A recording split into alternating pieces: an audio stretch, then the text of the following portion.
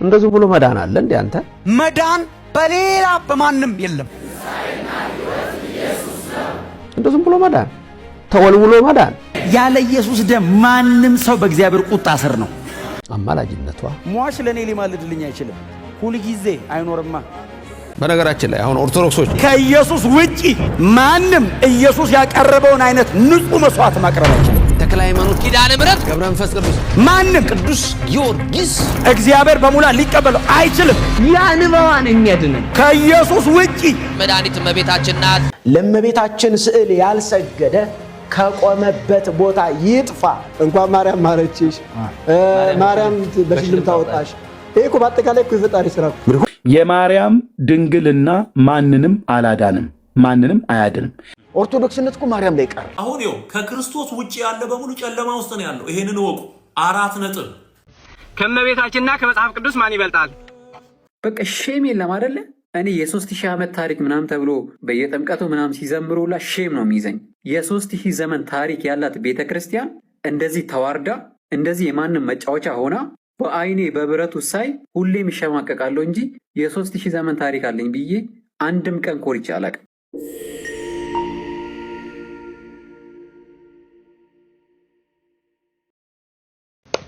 ከፍለው የማልችል ነበረብኝ። እንደዚህ ብሎ መዳን አለ እንዴ? አንተ መዳን በሌላ በማንም የለም። እንደዚህ ብሎ መዳን ተወልውሎ መዳን ያለ ኢየሱስ ደም ማንም ሰው በእግዚአብሔር ቁጣ ስር ነው።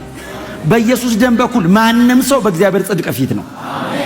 ሕግና ስርዓት አፍርሶ መዳን። በሕግ ለመጽደቅ መሞከር እቤታችን ተቆርጦ ቁጭ ያለውን ጥድ ላዩ ላይ ባሉ ፖሞች ሕይወት ለመስጠት መሞከር አክቲቪቲ አይደለም ክርስቲያን ያደረገኝ፣ የኢየሱስ ደም ነው ክርስቲያን ያደረገኝ። እንደዚህ መዳን አለ እንዴ? የተሰቀለው ስትሉ ሊያምን ይችላል። የዘላለም ሕይወት አማላጅነቷ ሟች ለኔ ሊማልድልኝ አይችልም። ሁሉ ጊዜ አይኖርማ። እኔ ዘላለማዊ ማላጅ አግኝቻለሁ። ሀብተ ሥጋ ሀብተ ነፍስን የምታጠጪ በኢየሱስ በኩል ካልሆነ ሰው ወደ እግዚአብሔር ፊት መምጣት አይችልም። ወደ እግዚአብሔር ፊት ካልመጣ አትድንም። አለቀ። ወንጌል ይሄ ነው። በነገራችን ላይ አሁን ኦርቶዶክሶች ከኢየሱስ ውጪ ማንም ኢየሱስ ያቀረበውን አይነት ንጹህ መስዋዕት ማቅረብ አይችልም። ተክለ ሃይማኖት፣ ኪዳነ ምሕረት፣ ገብረ መንፈስ ቅዱስ፣ ማንም ቅዱስ ጊዮርጊስ እግዚአብሔር በሙላ ሊቀበለው አይችልም። ያንባዋን የሚያድነን ከኢየሱስ ውጪ መድኃኒት እመቤታችን ናት። አይቻልም። ይሄንን ኳሊፋይ ሊያደርግ የሚችል እንከን አልባ የሆነ ነው የሚያስፈልገን። ኢየሱስ ጨርሶ እንደዚህ ያለ ሊቀ ካህናት ይገባናል። በቃ ክብር ለኢየሱስ ይሁን። አሁን ይኸው ከክርስቶስ ውጪ ያለ በሙሉ ጨለማ ውስጥ ነው ያለው። ይሄንን ወቁ። 4 ነጥብ። ኢየሱስ የሌለው ሁሉ ጨለማ ውስጥ ነው የሚኖረው። በቃ ምንም መጽሐፍ ቅዱስ አያመቻምችም። ኢየሱስ የሌለው ብርሃን የለውም።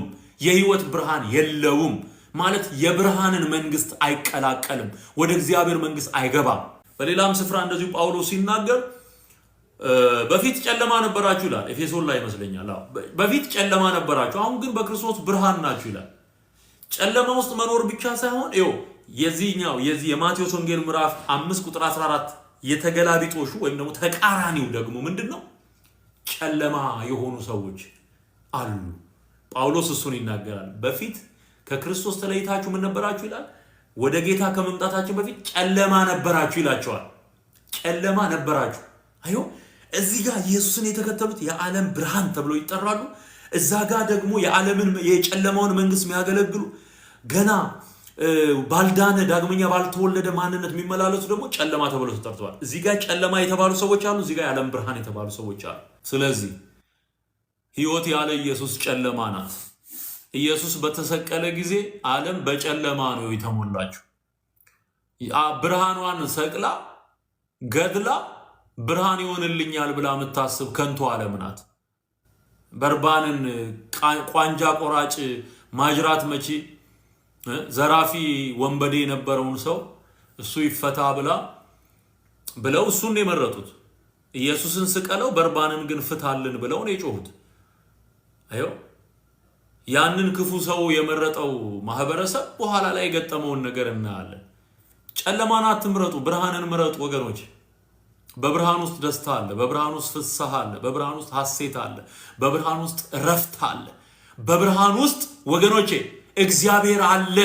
እግዚአብሔር አለ። ከእመቤታችንና ከመጽሐፍ ቅዱስ ማን ይበልጣል? ጠጋ ይበሉ፣ ተቆራርጠዋል።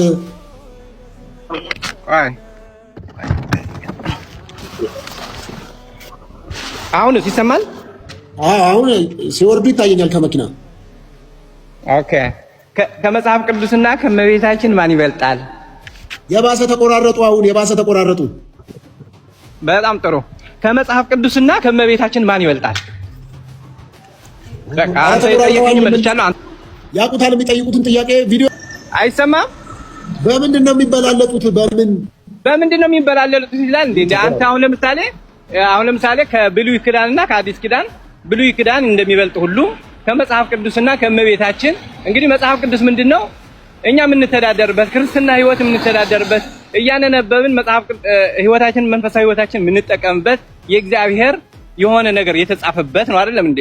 ስለዚህ እመቤታችን ደግሞ ጌታ ያደረባት ጌታ የተወለደባት ከስጋዋ ስጋ ከነፍሷ ነፍስ የነሳ ነው። ስለዚህ ከብሉይ ኪዳን አዲስ ኪዳን እንደምታስበልጥ ሁሉ ከመጽሐፍ ቅዱስና የጌታ ቃላት ከሆነና የጌታ ማደሪያ ከሆነችው የጌታ እናት ከሆነችው ከሁለቱ ማን ይበልጣል? በምን አልኩት እኮ በምን በዚህ እንዴት ይበልጣል ብለው ይገሩኛል። አልፈልግም መመለስ አልፈለግም አይደለም። አሁን ለምሳሌ እኔና እርሱ አለን። አሁን ነገርኩህ እኮ ከብሉይ ኪዳንና አንድ ያዳምጡ። ከብሉይ ኪዳንና አዲስ ኪዳን እንደሚበልጥ ሁሉ በጌታ ማደሪያነትና በጌታ በአዳኝነት በጌታ ማደሪያነት አሁን የመጽሐፍ ቅዱስ የእግዚአብሔር የምንመራበት መጽሐፍ ቅዱስ ነው። ስለዚህ ጌታ ተወለደ፣ አዳነን፣ መድኃኒት ሆነን እያልን የምንመራበት መንግስተ ሰማያት የሚያስወስደን መንገድ ነው አይደለም እንዴ? ስለዚህ እመቤታችን ቅድስት ድንግል ማርያም ደግሞ ከሞት እንድንድን የተወለደባት የተሸከመችው የወለደችው ያጠባችው ይሄ ደግሞ ከመጽሐፍ ቅዱስ እኔ ከሁለቱ የት ይበልጣል ነው ማለት ያለው በእኛ እሺ እንዲናድርግ እኔ ጥያቄዎት ስለገባኝ መመለስ አልቻልኩም፣ አላወቅኩትም። ያው መጽሐፍ ቅዱስ ግን ሰማይና ምድር ያልፋሉ ቃሌ ግን አያልፍም ተብሎ በመጽሐፍ ቅዱስ ተጽፏል። ሉቃስ ወንጌል ምዕራፍ 1 አካባቢና እኔ ስላልገባኝ እርስዎ ይመልሱልኝ እና ያስተምሩኝ፣ ለሌላ ጊዜ ሰው ሲጠይቀኝ እንድመልስ። ሶፊዬ አመሰግናለሁ። አይ ታውቋይ ተሙ ይመልሱ እሳቸው። ያልከኝ እኔ አላወቅኩትም፣ ጥያቄዎትም አልገባኝም፣ ልመልስለቱ አልቻልኩም፣ እኔ አላውቀውም እና እርስዎ ይመልሱልኝ። ሌላ ጊዜ ሰው ሲጠይቀኝ እኔም ሌላ ሰው ጠይቃለሁ፣ በዚህም ያለው ሰው እንዲማርበት እርስዎ ያስረዱን። እግዚአብሔር ያክብርልኝ። እኛም ይኸውልህ በኦርቶዶክስ ቤተክርስቲያን ትምህርት ማለት ነው እግዚአብሔር አምላክ ዓለምን ከፈጠረበት በእመቤታችን አድሮ ሰው የሆነበትን ጥበቡ ይደንቃል። የእግዚአብሔር ጥበብ ይመራመሩበታል። እንዴት እንዳዳነን ምን አይነት ድንቅ ጌታ እንደሆነ በቀጥታ ይመልሱልኝ። እኔን የጠየቁኝን ጥያቄ ከቅድስት ድንግል ማርያምና ከመጽሐፍ ቅዱስ ከእግዚአብሔር ቃል የቱ ይበልጣል ብለው ነው የሚያምኑት? እርሶ መልሱን ስጡኝ። እርሶ እኮ እየመለስኩልህ እኮ ነው። ይመልሱ እሳቸው እኮ እየመለስኩልህ እኮ ነው። የቱን በቀጥታ መልሱልኝና ከዛ ያብራሩ። እየመለስኩልህ እኮ ነው ሶፎንያስ። እኮ የቱ ይበልጣል ከቅድስት ድንግል ማርያምና ከመጽሐፍ ቅዱስ? እመቤታችን ቅድስት ድንግል ማርያም ትበልጣለች። ከመጽሐፍ ቅዱስ? አዎ። እሺ ቪዲዮ ክፈቱና ንገሩኝ እስቲ አብራሩት።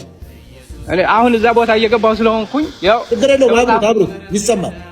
እሺ ስለዚህ ከመጽሐፍ ቅዱስና ከቅድስት ድንግል ማርያም ማን ነው የሚበልጠው? እመቤታችን ቅድስት ድንግል ማርያም። ከየት ነው ይሄን ያወቁት? ከየት ነው ያወቁት? መጽሐፋዊ ጥበብ ነው። መጽሐፍ ቅዱስ በመንፈስ እኮ ነው የምንሄደው አይደለም? በመንፈስ ብትጓዝ ከሆነ እመቤታችን ጌታን የወለደች ከሆነ የጌታ ማደሪያ ከሆነ ያሬዳውያን ሸቀጠራ ተሙ መቀጠል ትችላለህ። ሰው ምን እየተከተለ እንደሆነ ምን ያክል ሰው እንደዳነ እራሳችሁ እስቲ አረጋግጡት። በቃ ሼም የለም አይደለ? እኔ የ3000 ዓመት ታሪክ ምናምን ተብሎ በየጥምቀቱ ምናምን ሲዘምሩላ ሼም ነው የሚይዘኝ። የ3000 ዘመን ታሪክ ያላት ቤተክርስቲያን እንደዚህ ተዋርዳ እንደዚህ የማንም መጫወቻ ሆና በአይኔ በብረቱ ሳይ ሁሌም ይሸማቀቃለሁ እንጂ የ3000 ዘመን ታሪክ አለኝ ብዬ አንድም ቀን ኮርቼ አላውቅም። ምክንያቱም ታሪኩ ከፉከራ ውጪ ምንም ስላልጠቀመኝ። ለማንኛውም ዛሬም ቀን አለን፣ ዛሬም ጊዜ አለን፣ አልረፈደም። ህዝባችን አሁንም በእጃችን አለ። በጣም በርካታ ህዝብ አላት ቤተ ክርስቲያናችን። ስለዚህ አሁንም ያለንን ህዝብ እንጠቀመው፣ እንስበከው፣ ወንጌልን ለዓለም እናድርስ። በጣም ያልዳኑ በጣም ክርስቶስ ማን እንደሆነ ማያውቁ ነገር ግን አንገታቸው ላይ ማተብ ያለ በጣም በርካታ ህዝብ አለን። እኔ እዚህ ቁጭ ብዬ እነዚህ መናፍቃን ምልበት ሞራል የለኝም። እነሱ ከኛ ተሽለው ግንብ ከመደርደር ቤተ ክርስቲያን ከመገንባት አንድ ደሳሳ ጎጆ እየተከሉ በቆርቆሮ እየተከሉ አዳራሽ መጋዘን እየተባሉ እንኳን ስንት ህዝብ እያስተማሩ ስንት ህዝብ ወደ ራሳቸው እየሳቡ እንደሆነ እያየው ስለሆነ እነሱ ላይ አፌ የምከፍትበት ሞራል የለኝም። እናም እኔ የምመክራችሁ እዚህ በየፖድካስቱ በየቲክቶኩ እየመጣችሁ አታለቃቅሱ። እነዚህ መናፍቃን እያላችሁ አታለቃቅሱ። የማርያም መልክ እንደ አምላክ መልክ ነው ይላል አይደለ? ሐሳቧም እንደ አምላክ ሐሳብ ነው የሚለው። የመጽሐፍ ቅዱሷ ማርያም እንከን የለሽ ማርያም ነች። ኦርቶዶክሳዊቷ ማርያም ግን ለእመቤታችን ስዕል ያልሰገደ ከቆመበት ቦታ ይጥፋ። እንኳን ማርያም ማረችሽ፣ ማርያም በሽልም ታወጣሽ። ይሄ እኮ በአጠቃላይ እኮ የፈጣሪ ስራ እንግዲህ ሁሉም ነገር እግዚአብሔር ያለበት እግዚአብሔር ያሳያል። ከክርስቶስና ከማርያም ቢባል ብዙ ነገር የተደረሰው ስለሷ ነው። ኦርቶዶክስነት እኮ ማርያም ላይ ቀር። የድንግል ማርያምን ታሪክ በመተረክ እኮ ነፍሳትን አላድን። አያቶቿን ቅድመ አያቶቿን ተርኬ እኮ ነፍሳትን አላድን። ማርያምም ሁላችንን የምታስምር ደህንነት የምታሰጥ የዘላለም ሕይወት የምታስገኝ ማርያም ናት የሁላችን ብሎ ማርያም የሁሉ መዳኛ። አሁን ኢየሱስን ቤት ክፍተት እናስገባው ሁሉ ወንጌል ለመስበክ ኢየሱስን እንዴት እናስገባው? ማርያም ሁሉ ዝግት ካደረገችው ማርያም ላይ ቀረኮ ትውልዱ። የማርያም ድንግልና ማንንም አላዳንም፣ ማንንም አያድንም። በድንግልናዋ ደም አይደለም የዳን ነው። በድንግልና ጸንሳ የወለደችው ጌታ በደሙ ወደ አባቱ አቀረበን። ሃሌሉያ። እናንተ ግን በፊት ርቃችሁ የነበራችሁት አሁን ግን በክርስቶስ ኢየሱስ ሆናችሁ በክርስቶስ ደም ቀርባችኋልና እንዳለ ማለት ነው ኤፌሶን ላይ ጳውሎስ። እንዴት አንተ እንዴት እኮ የአምላክን የእግዚአብሔርን ቃል በማርያም ዘላለማዊ ድንግልና ማንም ሰው ወደ አብ አልቀረበም፣ ሊቀርብም አይችልም። ቆርጠን ወቅ በማርያም ዘላለማዊ ድንግልና በአቡነ ተክለ ሃይማኖት እግር መቆረጥ፣ በጊዮርጊስ መፈጨት፣ በእንትና መቦካት ብለብትን ዳር ያዙ እንላቸዋለን። ዳር ያዙ። ከየት መጣ? ከምስራቅ መንገድ መጣ። ድምፁም እንደ ብዙዎች ድምፅ ይተምም ነበር፣ ከክብሩም የተነሳ ምድር ታበራ ነበር። ያየሁትም ራእይ ከተማይቱን ለማጥፋት በመጣው ጊዜ እንዳየሁት ራእይ ነበር። ይሄኛው ራእይ ከተማይቱን ለማጥፋት የመጣው ራእይ የትኛው ነው? ምዕራፍ 9 ላይ ያለው ማለት ነው። ምዕራፍ 9 ላይ ነው ከተማይቱን ለማጥፋት የመጡት። አዎ፣ ስለዚህ መሄድ አለብህ ኤርምያስ ምዕራፍ 9 ላይ። ዝም ብሎ አርቲቡርቲ ነገር እንዳታወራ እንዳትቀላቅል ተባለ። ይኸው እነርሱም እያንዳንዳቸው የሚያጠፉ መሳሪያ በእጃቸው ይዘው ከተማይቱን የሚቀስፉ ይቅረቡ ብሎ በታላቅ ድምፅ ጮኸ። በራእይ ነው የሚያየው፣ የእግዚአብሔር መላእክት ማለት ነው። መላእክት ከተማይቱን ሊያጠፉ ማለት ነው። ምዕራፍ 9 ከዛ እነሆም እያንዳንዳቸው አጥፊው መሳሪያ በእጃቸው ይዘው 6 ሰዎች ወደ ሰሜን ወደሚመለከተው ከላይኛው በር መንገድ መጡ። በራእይ ነው የሚያቸው፣ ሰዎችን አይሆኑ የሚያቸው ግን ምንድን ናቸው? መላእክት። ምን ሊያደርጉ ነው የመጡት? ኢየሩሳሌምን ሊጨፈጭፏት፣ ህዝቧን ወደ መቃብር ሊከቱት ማለት ነው። እነማን ናቸው? ቅዱሳን መላእክት በሰው አምሳል ሆነው በራእይ ያያቸው 6 ሰዎች ብሎ ያላቸው ማለት ነው። እንዲህ አይነት ነገር ነበር እንዴ ከቀድሞ? አዎ፣ በአንደኛ ዜና መጽሐፍ ምዕራፍ 21 ላይ በኢያቡሳዊ በኦርናው ድማ ላይ የተመዘዘ ሰይፍ የእግዚአብሔር መልአክ ይዞ ለዳዊት ራሱ አሳይቶት ነበር። ምረጥ ይልሃል ጌታ አለው። በሰው እጅ ወይስ በእግዚአብሔር እጅ ወይስ በረሃብና ብቻ ነፈር መሞት ብሎ አለው። ምረቱ ለዘላለም ነውና እኔ በእግዚአብሔር እጅ ልውደቅ ብሎ የመረጠበት ጊዜ ማለት ነው ዳዊት። እና አመጣኝ በሚመለከተው በር ወደ አመጣኝ። በመካከላቸው የበፍታ ልብስ የለበሰው የጸሐፊ ቀለም ቀንድ በወገቡ የያዘ አንድ ሰው ነበር ይላል። ይህ ሰው አይደለም፣ መልአክ ነው በሰው አምሳል ተገልጦ። እነርሱም ገብተው በነሐሱ መሰዊያ አጠገብ ቆሙ። በነሐሱ መሰዊያ። የነሐሱ መሰዊያ ማለት የቱ ጋ ነው በለኝ? እዚህ ጋ ነው። እንሰሶቹ ሲቃጠሉ እንሰሶቹ ስጋቸው የሚቃጠልበት የነሐሱ መሰዊያ ያለው እዚህ ጋር ነው። ውጭ ላይ አደባባዩ ላይ ማለት ነው። ይሄ መቅደሱ ነው። ይሄ አደባባይ ነው። ይሄ የኢየሩሳሌም ቅጥሯ በሩ ነው። ውጭ እዚህ ጋር ቆሞ አየሁት ይላል። ኦኬ። የእስራኤልም አምላክ ክብር በላዩ ከነበረበት ኪሩብ ተነስቶ ወደ ቤቱ መድረክ ሄዶ ነበር። በፍታ የለበሰውም የጸሐፊ ቀለም ቀንድ በወገቡ የያዘው ሰው ጠራ። እግዚአብሔርም ከተማይቱን አቤቱ ጌታዬ አድነኝ፣ እግዚአብሔርም በከተማይቱ በኢየሩሳሌም መካከል እለፍ፣ በመካከሏም ስለተሰራው እርኩሰት ሁሉ በሚያለቅሱና በሚተክዙ ሰዎች ግንባር ላይ ምልክትን ጻፍ አለው። እኔም እያየው ሌሎችም እነርሱም ተከተላችሁ በከተማይቱ እለፉ፣ ግደሉም፣ ዓይንም አይራራ ብሎ አለ። አትዘኑ፣ እንዳትራሩ፣ ግደሉ፣ ጨፍጭፏቸው። ኢየሩሳሌምን፣ ልጆቿን፣ ሽማግሌውን፣ አሮጊቱን፣ ካህናቱን እንዳትምሩ፣ ጨፍጭፉ፣ ግደሏቸው፣ አጥፏቸው፣ ከፊቴ ይጥፉ ብሎ እግዚአብሔር በእስራኤል ላይ ለምን እንዲህ ትላለህ ጌታ? ምዕራፍ 8 ላይ እዚህ ስታየው ከቤቴ ከመቅደስ ያርቁኝ ዘንድ አላለም ጌታ። ይታያል። እነሱም የሰው ልጆች የሚያደርጉትን ከመቅደሴ ያርቁኝ ዘንድ የእስራኤል ቤት የሚያደርጉትን ታላቁን እርኩሰት ታያለህ። ደግሞ ከዚህ በለጠ ታላቅ እርኩሰት ታያለህ። እርኩሰት አደረጉ። ጌታ የእስራኤልን አምላክ ከቤተ መቅደሱ እንዲወጣ አደረጉት። ክብሩ ቤቱን ለቆ ወጣ።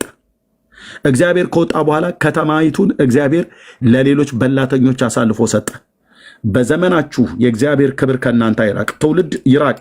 ይመጣሉ ይሄዳሉ፣ ይመጣሉ ይሄዳሉ። እኔ በዘመኔ አይቻለሁ። መጥተዋል፣ ቀርበዋል፣ ሲተዋወቁ ይሄዳሉ። መጥተዋል፣ ቀርበዋል፣ ሲተዋወቁ ይሄዳሉ። ኤርሚያስ መንጠልጠያቸው መታወቂያቸው ሆኖ ማለት ነው። እኔም በምንም አላስታውቅህም። የአምላኬን የእግዚአብሔርን ቃል በቅንነት አገለግላለሁ። ይመጣሉ ይሄዳሉ፣ ይመጣሉ ይሄዳሉ፣ ይመጣሉ ይሄዳሉ። ሌሎችም ይመጣሉ ይሄዳሉ። ይሂዱ፣ መብታቸው ነው። ላይመጣ የሄደ ጌታ እግዚአብሔር ብቻ ለዘላለም አይሂድ። ከቤቴ ያርቁኝ ዘንድ ብሎ አላቸው። እዛ በቃ ጌታ ግደሉልኝ አለ። እንዳታዝኑ እኔም እየሰማሁ ሌሎችም ርኩሰት ነው። እነርሱም ተከተላችሁ በከተማይቱ መካከል እለፉ፣ ግደሉም፣ ዓይናችሁ አይራራ አይዘን ብሎ አለ። ከዛስ ሽማግሌዎቹን፣ ጎበዛዙትን፣ ቆነጃጅቱን፣ ሕፃናቱን፣ ሴቶቹን ፈጽማችሁ ግደሉ። ነገር ግን ምልክቱ ወዳለበት ሰው አትቅረቡ። በመቅደሴ ጀምሩ፣ በቤቱ አንጻር ጀምሩ። በሽማግሌዎቹ ጀምሩ አለ። ሽማግሌ የለ፣ ባለ ሀብታም የለ፣ ውጭ ሀገር ኑር፣ አገር ውስጥ ኑር፣ በድህነት ተቆራምጄ የፈለግከውን በል። በሰራዊት ጌታ በእግዚአብሔር የቁጣ ቀን የምትተርፈው እግዚአብሔርን የምትፈራ ብቻና በጽድቅ የምትኖር ብቻ ከሆነ ነው። ይህንን ራእይ ባየሁበት ጊዜ ነው ያየሁት ብሎ ይላል ምዕራፍ 43 ላይ ያለውን። አየህ፣ ሕዝቅኤልን ለመፍታት እመቤታችን እግዝእትነ ማርያም ብሎ ማለት አይደለም። ዘላለማዊ ድንግል ናት ብለዋል። ምን ብሎ የምስራቁ በር ብለዋልና ይልላል። የምስራቅ በር አንተ ጠማማ ትውልድ፣ የምስራቅን በር አንተ ማኅፀን ነው ብለህ ተርጓሚ የትኛው ሐዋርያ ነው የተረጎመልን? ቀጥታ ሐዋርያቱ የተጠቀሙት ቃል ጠማማ ትውልድ፣ ከዚህ ጠማማና ገልበጥ ባጣ ትውልድ ዳኑ ብሎ ሙሴ ዘዳግም መጽሐፍ ምዕራፍ 32 ላይ እንደተናገረ ጴጥሮስም ከዚህ ጠማማ ትውልድ ዳኑ አላቸው ይላል። ጠማማ ያስባላቸው ለምን ነው? የአምላክን የእግዚአብሔርን ቅዱስ ቃል ያጣምማሉ።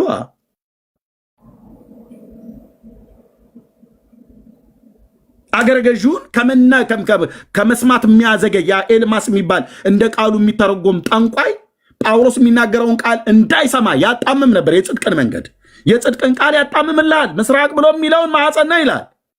ሰሜኑና ደቡቡስ ምዕራቡስ የማርያም ምኗ ነው? የሰውነቷን ቀዳዳ ሁሉ እየፈለጉ ጆሮዋ ነው ሊለን ነው ማለት ነው። እንዲህ ተረጎማል ወንድሞች እናቶች። ጠማማ ትርጉም ማለት ነው ወንድሞች እናቶች። ከጠጣሁት ከእግዚአብሔር መንፈስና ከጠጣሁት ከቅዱሱ ቃል የተነሳ በስልጣን እናገራለሁ። እንዲህ አይተረጎምም። የምስራቁ በር ማኅፀኗ ነው ብሎ ማለት ነውር፣ የነውር ነውር ነው። ጂኦግራፊን አታውቅም። ስዕላዊ መግለጫ ሰጥተው አይናገሩም። ይህንን የምስራቁን በር ማኅፀን ነው ብለው ተረጎሙታል። ማኅፀን ሕዝቅኤል ያየው የምስራቁን በር ብቻ አይደለም፣ የደቡብ የሰሜኑን አይቷል፣ የምዕራቡንም አይቷል፣ የደቡቡንም በር አይቷል። ወደ ውስጠኛውም ደግሞ አደባባይ መጥቶ የነሐሱ መሰዊያም ጋር ቆሞ የመቅደሱንም በር አይቷል። በውስጥም ያለውን ፉካው ቀዳዳው ሲነደል እዛም ደግሞ እርኩሰትን አሳይቶታል። አንደርግራውንድ ማለት ነው። የስዕሉ ቤት ብለው የሚሉት እዚህ ምዕራፍ 8 ላይ ነበረ። ምዕራፍ 8 ላይ ሕዝቅኤል ማለት ነው። የስዕል ቤት ብለው ስዕል ሰደው ይሄ የእግዚአብሔር ቤት ነው፣ ቤተ መቅደሱ ይሄ ቅጥሩ ነው፣ የኢየሩሳሌም ቅጥር። የምስራቁን በር ማኅፀኗ ብለዋሉ። ኦኬ እንቀጥል። 43 ያየሁትም ራእይ ከተማይቱን ለማጥፋት በመጣው ጊዜ እንዳየሁት ራእይ ነበረ ይላል። ከተማይቱን ለማጥፋት የምዕራፍ 9 ማለት ነው። ቅድም ያየነው ኦኬ። ምዕራፍ 44ን ከመጥቀስ በፊት ምዕራፍ 43 መብራራት አለበት። ምዕራፍ 43ን ለማብራራት ወደ ምዕራፍ 9 ወደ ምዕራፍ 8 ወደ ምዕራፍ 11 ወደ ኋላ ተመልሰን ከምዕራፍ 1 ጀምሮ በሙሉ በወፍ በረር ነው የምትሄደው። ልክ ብራዘር አንድ ጥበበኛ የሆነች ሴት ምንድነው ክርን በኪሮሽ እያወሳሰበች እንደምትሰራው ውሉን ካላገኘው ትስታለህ። ይህንን ትንቢት ለመተርጎም አንደኛ የአምላክ የእግዚአብሔር መንፈስ በአንተ ላይ በእውነት መኖር አለበት። ሁለተኛ በሚገባ ቅዱስ ቃሉን ማንበብ አለብህ። ማንበብና ማጥናት የተለየ ነው። ሶስተኛ ቅዱስ ቃሉን ማጥናት አለብህ በጥንቃቄ። ስታጠና ከአንተ የበለጠውን ነገር የማታውቀው ካለ የተማሩ ሰዎችን ትጠይቃለህ። ልክ ኤርምያስ እንደሚያደርገው ማለት ነው።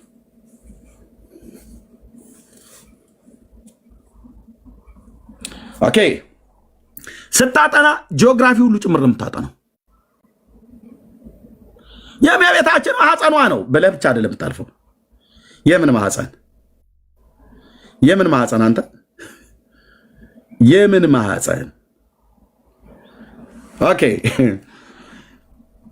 ከዛ እኔም በራእዩን ባየው ጊዜ ራእዩን ይላል ያየሁትም ራእይ ከተማይቱን ለማጥፋት በመጣው ጊዜ እንዳየሁት ራእይ ነበር ይላል። የመጣው በራእይ ነው። ራእዩም በኮቦር ወንዝ እንዳየሁት ራእይ ነበር ይላል። እኔም በግንባሬ ተደፋሁ።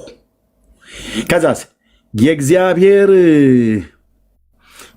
ክብር ወደ ምስራቅ ወደሚመለከተው በር ወደ መቅደሱ ገባ ይላል። ወጥቶ ነበር በመጀመሪያ ማለት ነው። አዎ የእግዚአብሔር ክብር ከመቅደሱ ወጥቶ ነበር። አዎ ምዕራፍ 8 ቅድም ያልኩ ማለት ነው። ከመቅደስ ያርቁኝ ዘንድ ብሎ እንዳለ ወጥቶ ነበር። ሕዝቅኤል የእግዚአብሔር ክብር መውጣቱን ብቻ ሳይሆን መግባቱን ሙሉ ጭምር ነው ያየው። የእግዚአብሔር ክብር ሲወጣ ወዴት ነበር የወጣው? ልብ በሉ ወንድሞች እናቶች። መንፈስም አነሳኝ፣ ወደ ውስጠኛው አደባባይ አገባኝ። እነሆ የእግዚአብሔር ክብር የእግዚአብሔር መቅደስ ሞልቶት ነበር።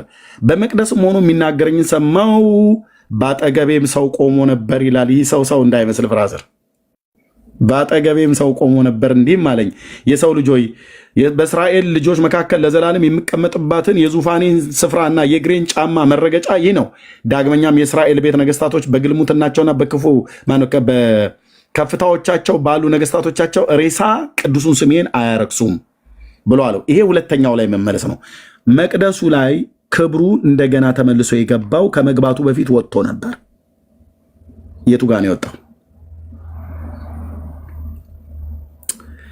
ምዕራፍ 8 እዚህ ቅድም ያልኳችሁ ከመቅደሴ ያርቁኝ ዘንድ የሚለውን አይታ ከመቅደሴ ያርቁኝ ዘንድ አለ። ኦኬ ጌታን አሁን ከመቅደሱ አራቁት ማለት ነው።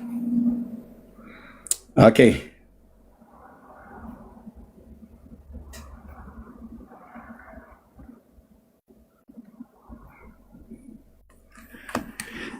ከእግዚአብሔር ቤት እነዚህ እንስሶቹ በምዕራፍ 1 ላይ ያያቸው ማለት ነው።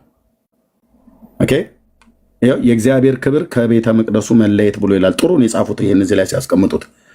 ይሄ በራእይ መጽሐፍ በትንቢተ ሕዝቅኤል መጽሐፍ ምዕራፍ 1 ላይ ያየው እዛ ልክ ያየው በኮቦር ወንዝ ያየውን አይነት እንስሶችን 4ቱ እንስሶች እነዛ መንፈሳውያን የሚባሉትን ኪሩቤሎችን እነሱን ያየው። ከዛ የእግዚአብሔር ክብር በእነሱ ላይ ነበር። ይኸውልህ ልብ በልና ስማኝ። በኪሩቤል ላይ የምትቀመጥ የሰራዊት ጌታ እግዚአብሔር ብሎ የሚለው ማለት ነው። ከዛ ኪሩቤልም ከፍ ከፍ አሉ። ይህም በኮቦር ወንዝ እንዳየሁት እንስሳ ነበር ካለ በኋላ ኪሩቤልም ሲሄዱ በመንኮራኩራቸው በአጠገባቸው ይሄዱ ነበር። ኪሩቤልም ከምድር ከፍ ከፍ ይሉ ዘንድ ክንፎቻቸውን ሲዘረጉ መንኮራኩራቸውም ደግሞ ከአጠገባቸው ፈቀቅ አይሉም ነበር። ሕይወት ያላቸው የእንስሶቹ መንፈስ በመንኮራኩሮች ውስጥ ነበረና እነዚህም ሲቆሙ እነዛም ይቆሙ ነበር። ምዕራፍ 1 ካነበባችሁት ይህን ቃል ታገኙታላችሁ። እነዛም ከፍ ከፍ ሲሉ እነዚህም ከፍ ከፍ ይሉ ነበር። በምርኮኞች መካከል ሆኖ ነው ያየው። የእግዚአብሔር ክብር ከቤቱ መድረክ ላይ ወጥቶ ይሄ ነው ያየህ። የእግዚአብሔር ክብር ከቤቱ መድረክ ላይ ወጥቶ በኪሩቤል ላይ ቆመ። ይሄ ማለት ምን ማለት እንደሆነ ታውቃለህ? የጌታ ክብር ከቤቱ ሊወጣ ነው። በኪሩቤል ላይ ቆመ። ኪሩቤልን ክንፎቻቸውን ዘረጉ፣ እኔም እያየሁ ከምድር ከፍ ከፍ አሉ። በወጡም ጊዜ በመንኮራኩሮቹ አጠገብ ነበሩ። በእግዚአብሔር ቤት በምስራቁ በር መግቢያ ቆሙ። የእስራኤል አምላክ በላያቸው ላይ ነበረ። አቤቱ ጌታዬ፣ አቤቱ ጌታዬ። ይኸውልህ ወንድሜ ጌታን አሳዘኑት። ምዕራፍ 8 ላይ እባካችሁ የነቢያትን መጽሐፍ መተህ ዝም ብለህ አታጨማልቅ። እሺ በተለይ ኦርቶዶክሳውያን በእውነት ነው ብዬ የምላችሁ በጣም ነው የሚያቁነጠንጠኝ፣ በጣም ነው የሚያበሳጨኝ የአንዳንድ ሰዎች ትርጓሜ። መጥቶ ያልሆነ የስህተት ትምህርት ለማጽደቅ ያልሆነ ጥቅስ ይጠቅሳሉ እና ምዕራፍ 8 ላይ ያሳዘኑት፣ ጌታን አስቆጡት። ከቤት ያርቁ ዘንድ ጣዖታትን ስለው ነበረ። ከዛስ የጌታ ክብር ከቤቱ መድረክ ላይ ወጥቶ በኪሩቤል ላይ ቆመ። በኪሩቤል ላይ ቆመ ማለት እነዚህ ህይወት ያላቸው እንስሶች ሊንቀሳቀሱ ነው። ዙፋኑን የሚሸከሙት 40ቱ እንስሳት 4ቱ እንስሶች የተባሉት ማለት ነው። ከዛስ ከቤቱ ውስጥ ወጥቶ በኪሩቤል ላይ ተቀመጠ። ከቤቱ መድረክ ላይ ወጥቶ ማለት ነው በኪሩቤል ላይ ተቀመጠ። በእነዚህ በ4ቱ እንስሶች ላይ ማለት ነው። የአባቶች አምላክ ለዘላለም ስም ይባረክ። አባዬ ጌታ ስም ለዘላለም ይቀደስ። እነዚህ ላይ ተቀመጠ። በእነዚህ በኪሩቤሎች ላይ ሆነ። ከዛስ ኪሩቤሎችም ክንፎቻቸውን በዘረጉ ጊዜ እኔም እያየሁ ከምድር ከፍ ከፍ አሉ ይላል። ከምድር ከፍ ሲሉ ከቤተ መቅደስ ውስጥ ክብሩ ወጣና ኪሩቤል ላይ ተቀመጠ። ኪሩቤሎች ከፍ ከፍ አሉ ወደ ሰማይ።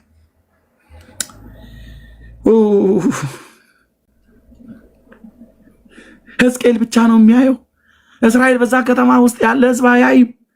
ክብር ሂድ አይድ ምንም የሚያውቀው ነገር የለም። እና በወጡ ጊዜ በመንኮራኩሮቹ አጠገብ ነበሩ። በእግዚአብሔርም ቤት በምስራቁ በር መግቢያ ላይ ቆሙ። የእስራኤል አምላክ በላያቸው ላይ ነበር ይላል። በመግቢያው በር ላይ ቆሙ። የትኛው? ይሄኛው ማለት ነው። የትኛው በር ላይ? ወንድሞች እናቶች፣ በዚህ ትውልድ ፊት መጥተው አሁን እኛ ጋር ሲያወሩ እኔ ጌታ እግዚአብሔር ምስክሬ መናቂ አይደለም። በዚህ በር ላይ ቆሙ ማለት ነው። መጥተው እዚህ በር ላይ ነው የቆሙት። እሺ እነዛ እንስሶች 4ቱ እንስሶች የተባሉት ሊትራሊ እዚህ በር ላይ ነው የቆሙት። በምስራቁ በኩል ያለው ጎልደን ጌት የምህረት በር የሚባለው ይሄ ነው ሕዝቅኤል ያየው። እነዛ እንስሶች የእግዚአብሔርን ክብር ከቤተ መቅደሱ እዚህ ውስጥ ነው ያለ ቤተ መቅደሱ። ከዛ ወጥተው የምስራቁ በር እዚህ ላይ ቆሙ። አያቸው በራእይ።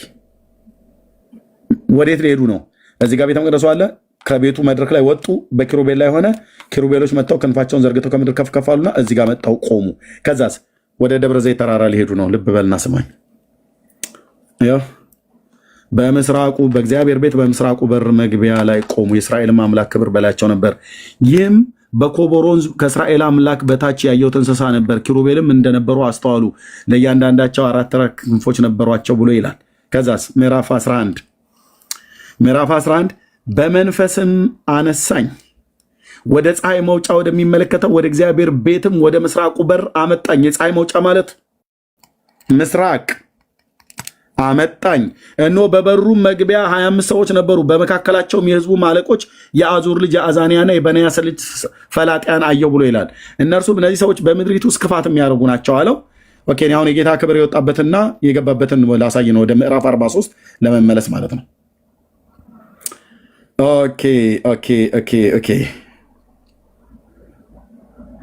ከዛስ ምዕራፍ 11 ቁጥር 42 ኪሩቤልም ክንፎቻቸውን ዘረጉ። ዛ በሩ ላይ ቆመው ነበር፣ ምስራቁ በር ላይ። አሁን ይኸው ክንፎቻቸውን ዘረጉ፣ በመንኮራኩሮቹም ባጠገባቸው ነበሩ። የእስራኤልም አምላክ ክብር በላያቸው ነበረ።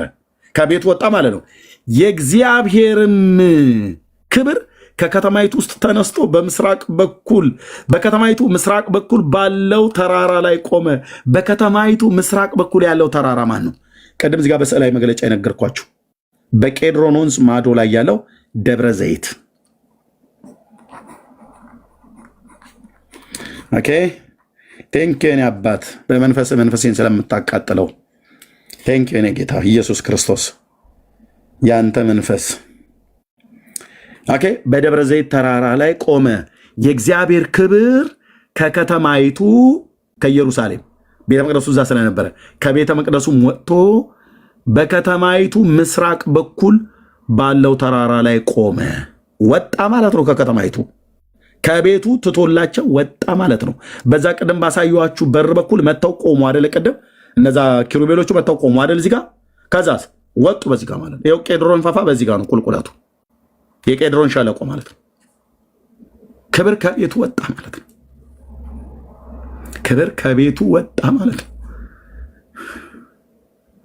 ክብር ከተማይቱን፣ የእግዚአብሔር ክብር ከተማይቱን ትቶ ቤተ መቅደሱን ትቶ ወጣ። ለምን? ከስዕል ጋር እያጠኑለት። ይህ አምላክ ታዲያ ዛሬ ከነ አርሴማ ጋር ይታጠንለታል? እንዲህ ብራዘር፣ የአርሴማ ስዕል ብለህ ካልከኝ ጋር ይታጠንለታል? እውነት በኦርቶዶክስ እግዚአብሔር አለ አለ? በእውነት ህልውናው ከስዕል ጋር ከሀገር ጣዖታት ጋር አድርገህ በሕዝቅኤል ዘመን እንደዚህ ቤቱን ትቶ እኮ ነው የወጣው። ቤተ መቅደሱን ትቶት ማለት ነው። የሰለሞንም ቤተ መቅደስ እኮ ነው የተወው ታውቃለህ። በብር እንኳን አልተሰራም። በወርቅ የተንቆጠቆጠውን ቤተ መቅደስ እኮ ማለት ነው። ሰለሞን በዘመኑ እንደዛ አይነት ቤት አልሰራም። አባቱ ዳዊት በዘመኑ የሰበሰበውን ከአሕዛብ መንግስታት የሰበሰበውን ወርቅ ሁሉ በሙሉ ሰጥቶት፣ በሙሉ ወርቅ ነው ቤቱ አልኩ። ታቦት ኖሮበት እኮ አይደለም። ቤቱ ራሱ ወርቅ ብቻ በመሆኑ ያስፈራሃል። በዛ ላይ ታቦቱ የጣል መሰዊያ ምናምን የተባለው በሙሉ ከወርቅ ነው የተለበጠው። በዚህ ወርቅ በሆነው ነገር ላይ የእግዚአብሔር የክብር ሻካይና ማለት ነው ደመናው፣ ሃሌሉያ መጥቶ ቤቱን ሞላው ይላል። የእግዚአብሔር ግሎሪ ማለት ነው። ኦ የአባቶች አምላክ፣ ኦ የአባቶች አምላክ፣ ኦ የአባቶች አምላክ፣ ኦ የአባቶች አምላክ፣ ኦ ጌታዬ፣ ኦ ጌታዬ፣ ኦ ጌታዬ። ይሄ ጌታ እዛ ቤት ውስጥ የገባ ጌታ ነው። ዛሬ አንቺ ውስጥ በኢየሱስ ክርስቶስ በማመንሽ የገባው፣ በእኔ ውስጥ የገባው፣ በአንተ ውስጥ የገባው ወንድሜ እህቴ፣ በሰለሞን ዘመን እዛ ከወርቅ ከተሰራበት ቤት ውስጥ ገብቶ ይኖር የነበረ ያ ደመና፣ ያ እግዚአብሔር ክብር ማለት ነው። ኢየሱስ የህይወቴ አዳኝና ጌታ ነው ብለሽ በልብሽ የኔ አባት፣ የኔ አባት፣ የኔ አባት፣ የኔ አባት ኢየሱስ ክርስቶስ ለዘላለም ስም ይባረክ። የተቀበልነው ቀን እኮ ይሄ እኮ ነው ያገኘነው ወንድሜ። እዛ በሰው እጅ በተሰራ ቤት ውስጥ የገባ ደመና የእግዚአብሔር ክብር፣ የእግዚአብሔር መንፈስ ማለት እኮ ነው።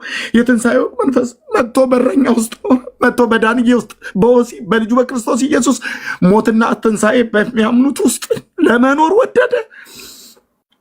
ጌታ መንፈስ ቅዱስ ማለት ነው። የኔ አባት ለዘላለም ስም ይባረክ፣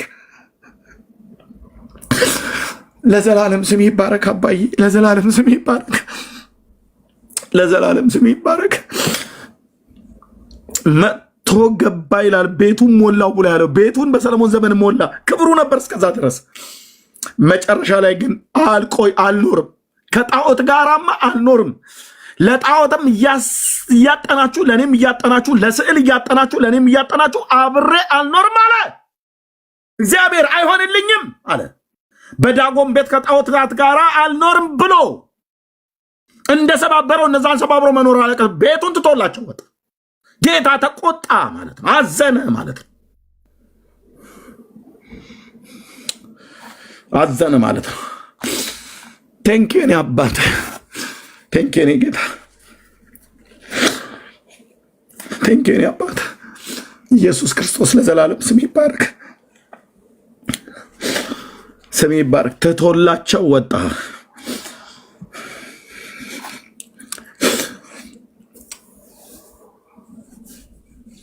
ትቶላቸው ወጣ። በቃ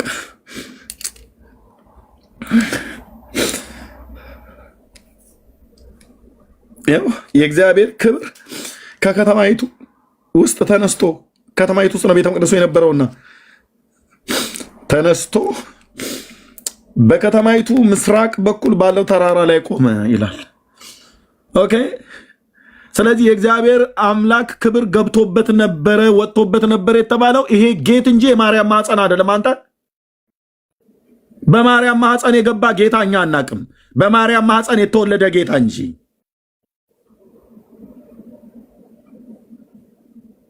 እዚህ ጋር ወጣ። እዚህ ጋር ትቶላቸው ወጣ። ያው ወጣ በቃ ወጥቶ ተራራው ላይ እዚህ ወጣው ማለት ቤተ መቅደሱ ኢየሩሳሌም ይሄ ነው። ቤተ መቅደሱ ይሄ ነው። የምስራቁ በር ይሄ ነው። እዚህ ጋር መጥተው ቆሙ መንኮራኩሮቹ። ከዛስ ይሄን የቀድሮን ሸለቆ ጌቴሴማኒ ተሻግሮ ደብረ ዘይት ተራራ ላይ ወጥቶ የእግዚአብሔር ክብር በምስራቅ ወጣ ማለት ነው። ወደ ምስራቅ ያው በተራራው ላይ ቆመ። መንፈስ ማነሳይ በእግዚአብሔር መንፈስ በራእይ ወደ ከለዳውያን ምድር ወደ ምርኮኞች አመጣኝ። ያየሁትም ራእይ ከኔ ተለየ ይላል። እግዚአብሔርም ያሳየ ነገር ሁሉ ለምርኮኞች ተናገሩ ይላል። እሺ ሕዝቅኤል ተናገሩ ይላል። አሁን 43 ላይ እንሂድ። የእግዚአብሔር ክብር ከከተማይቱ ውስጥ ወጥቶ በምስራቅ በኩል ባለው ተራራ ላይ ቆመ አይደል? ኦኬ እዚህ ጋር ምን ይላል ታዲያ? በተራራው ላይ ቆመ አይደል? ከቤቱ ወጣ ማለት ነው። አሁን እዚህ 43ኛው ላይ የእግዚአብሔር ክብርም ወደ ምስራቅ ወደሚመለከተው ወደ መቅደሱ በር ገባ ይላል። ተመልሶ ሲመጣ በዘሩባቤል ዘመን የተሰራው ላይ ያለውን ነው ይሄንን የሚናገረው 43ኛው ላይ እየሰማችሁኝ ነው። ወደ ባቢሎን ተማረኩ። ያኔ ቤተ መቅደሱ ተቃጠለ፣ ተማረኩ፣ 70 ዓመት ቆዩ። ከዛስ ከባቢሎን ተመልሰው በመጡ ሰዓት ላይ በዘሩባቤል ነው ሁለተኛው ቤተ መቅደስ የተሰራው። በዘሩባቤል ሁለተኛው ቤተ መቅደስ ሲሰራ በሐጌና በዘካርያስ ምን ነበር የሚል ቃል የተነገረን በጉባኤ ሲሰበክ ወደ ተራራው ውጡ፣ እንጨትንም አምጡ፣ ቤቴንም ስሩ፣ ከፊተኛው ቤት ክብር ይልቅ የኋለኛው ቤት ክብር ይበልጣል እያሉ ትንቢት እየተናገሩ ነበር የተሰራው። አዎ ያኔ ቤቱ ሰርቶ ካለቀ በኋላ የእግዚአብሔር ክብር ይኸው የእግዚአብሔርም ክብር ወደ ምስራቅ ወደሚመለከተው በር መጣ። ይኸው ምን ይላል እዚህ ጋር ቁጥር 2 ላይ ወደ ምስራቅ ወደሚመለከተው በር አመጣኝ ይላል። በዘሩባቤል ዘመን ተመልሶ ክብሩ ወደ ቤተ መቅደሱ ሲገባ በሁለተኛው ቤተ መቅደስ መሰራት ከ70 ዓመት በኋላ እንደሚገባ ሃሌሉያ። እስራኤል ነቢያት በእስራኤል ላይ ፍርድም ብቻ ሳይሆን ምሕረትንም ጭምር ከእግዚአብሔር ዘንድ ውድቀትም ብቻ ሳይሆን እግዚአብሔር መልሶ እንደሚያነሳቸው ተበትነውም እንደሆነ መልሶ እንደሚሰበሰባቸው ሁሉ ተስፋ ጭምር እየሰጡ ነው የተናገሩት። እና ሕዝቅኤል ይህን የተናገረው መቼ ነው? እዛው በምርኮኞች መካከል ሳለ። ክብሩም ሲወጣ ያየው እዛው ምርኮኞች መካከል ሳለ ነው። ክብሩም ተመልሰው እንደገና በምስራቅ በኩል ደግሞ ወደ እግዚአብሔር ቤት መቅደስ ሲገባ የሚያየው እዛው ሆኖ ማለት ነው። አሁን የቱ ጋር እንደወጣ የቱ ጋር እንደገባ አንድ ኦርቶዶክሳዊ አይናገርም። መጥቶ አንድ የአባቶቼ የሕዝቅኤል አምላክ ይፋረደኛል እኮ አንዳቸውም አይናገሩ። የቱ ጋር ገባ የቱ ጋር ወጣ ብለህ ብትለው አያውቅም። ገባ ወጣ የሚሉት በማርያም ማኅፀን ነው። በማርያም ማኅፀን የገባ ኢየሱስ አናውቅም። በማርያም ማኅፀን የተወለደ ጌታ እንጂ ገብቶባታልና ወጥቶባታል ያለ። በመጀመሪያ የቱ ጋር የገባባት በማኅፀን በሩን ማኅፀን ብለህ ከተረጎምክ በማኅፀኗ የገባ ኢየሱስ አናውቅም። 10,900 ሰው ከበስተኋላ ተደብቀ የምትሰማ ማለት ነው። አናውቅም። በማርያም ማኅፀን የተጸነሰ በማርያም ማኅፀን የተወለደ ጌታ ነው የምናውቀው። ሲገባ በጆሮዋ ገባ በማኅፀኗ ገባ ብሎ አላለም። ከየት አምጥተህ ነው ታዲያ የምስራቁን በር የማርያም ማኅፀን ነው ብላችሁ የምትተረጉሙት?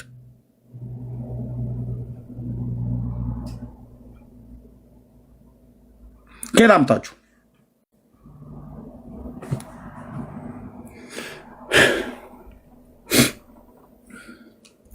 እና ምን ይላል እዚህ ጋር ወደ ምስራቅ ወደሚመለከተው በር አመጣኝ ካለ በኋላ እነሆም የእስራኤል አምላክ ክብር ከምስራቅ መንገድ መጣ ይላል። ወደ ደብረ ዘይት አይደል ሄዶ የቆመው ቅድም? አሁን ከምስራቅ መንገድ መጣ። አየው፣ ከምስራቅ መንገድ መጣ። የሄደውም ወደ ምስራቅ ነበር። ከቤተ መቅደሱ ወጣ። ከዚህ ማለት ነው ከከተማይቱ ከዚህ ከቤተ መቅደሱ ወጣ። የምስራቁ በር ላይ ኪሩቤሎች ቆመው አየ በራእይ። ከዛ ይሄንን ቄድሮን ሸለቆን ተሻግረው ደብረ ዘይት ተራራ ላይ ኪሩቤሎቹ ሲቆሙ አየ። የእግዚአብሔር ክብር በተራራው ላይ ቆመ ይላል። ወደ ምስራቅ ነው የወጣው። ተመልሶ ሲመጣ በምስራቅ ከምስራቅ መንገድ መጣ። ድምፁም እንደ ብዙ ውኆች ድምፅ ይተምም ነበር። ከክብሩም የተነሳ ምድር ታበራ ነበር። ሃሌሉያ። ያየሁትም ራእይ ከተማይቱን ለማጥፋት በመጣው ጊዜ እንዳየሁት ራእይ ነበረ። ራእዩም በኮቦሮንዝ እንዳየሁት ራእይ ነበር ይላል። ኮቦሮንዝ እነዛ አራቱ እንስሶች ያየበት ማለት ነው። በሰሜን በኩል የሚበርቅ መብረቅ ወጣ ይላል። ሃሌሉያ። ኢየሱስ ወጣ ይላል። የእግዚአብሔር ክብር በእንስሶቹ ላይ ነበር ይላል። ሰምጴር የሚመስል ዙፋን ነበር፣ በዙፋኑም ላይ ተቀማጭ ነበር። የሰው ልጅ የሚመስል ነበር ይላል ሕዝቅኤል። የሰው ልጅ አዎ የሰው ልጅ የሚመስል ነበር፣ የእግዚአብሔር መልክ ምሳሌ ይህ ነበር ይላል። ይህንን ራእይ ነው ዮሐንስ በራእዩ ላይ ያየዋ። የሰው ልጅ የሚመስል እንደታረደ በግ ሆኖ አየሁ አይደለ? ራእይ መጽሐፍ ምዕራፍ 5 ላይ ኦ ጌታዬ ኢየሱስ፣ ጌታዬ ኢየሱስ ሕዝቅኤል ያየውን የሰው ልጅ የሚመስል በዛ በእንስሶቹ ላይ ባለ መንኮራኩር አየሁ ይላል። አየሁ ይላል። የእሳት ፍም አየሁ ይላል። የእግዚአብሔር ክብር ምሳሌ ይህ ነበረ ይላል። ማን እንዳየው ታውቃለህ? ኢየሱስን እኮ ነው ያየው። የሰው ልጅ ነው ያየው። የሰው ልጅ የተባለው ሕዝቅኤል የሰው ልጅ የተባለውን የዳዊትን ልጅ ኢየሱስን ነው በራእይ ያየው። ያሳየው የእግዚአብሔር ራእይ እንጂ የማርያምን ራእይ አይደለም። ማርያማውያን ዳር ያዙ። በዚህ የመለኮት እሳት ፊት አትቆምም አልኩ። የእውነት ለመናገር ዳር ያዝ። ኮተታም ትውልድ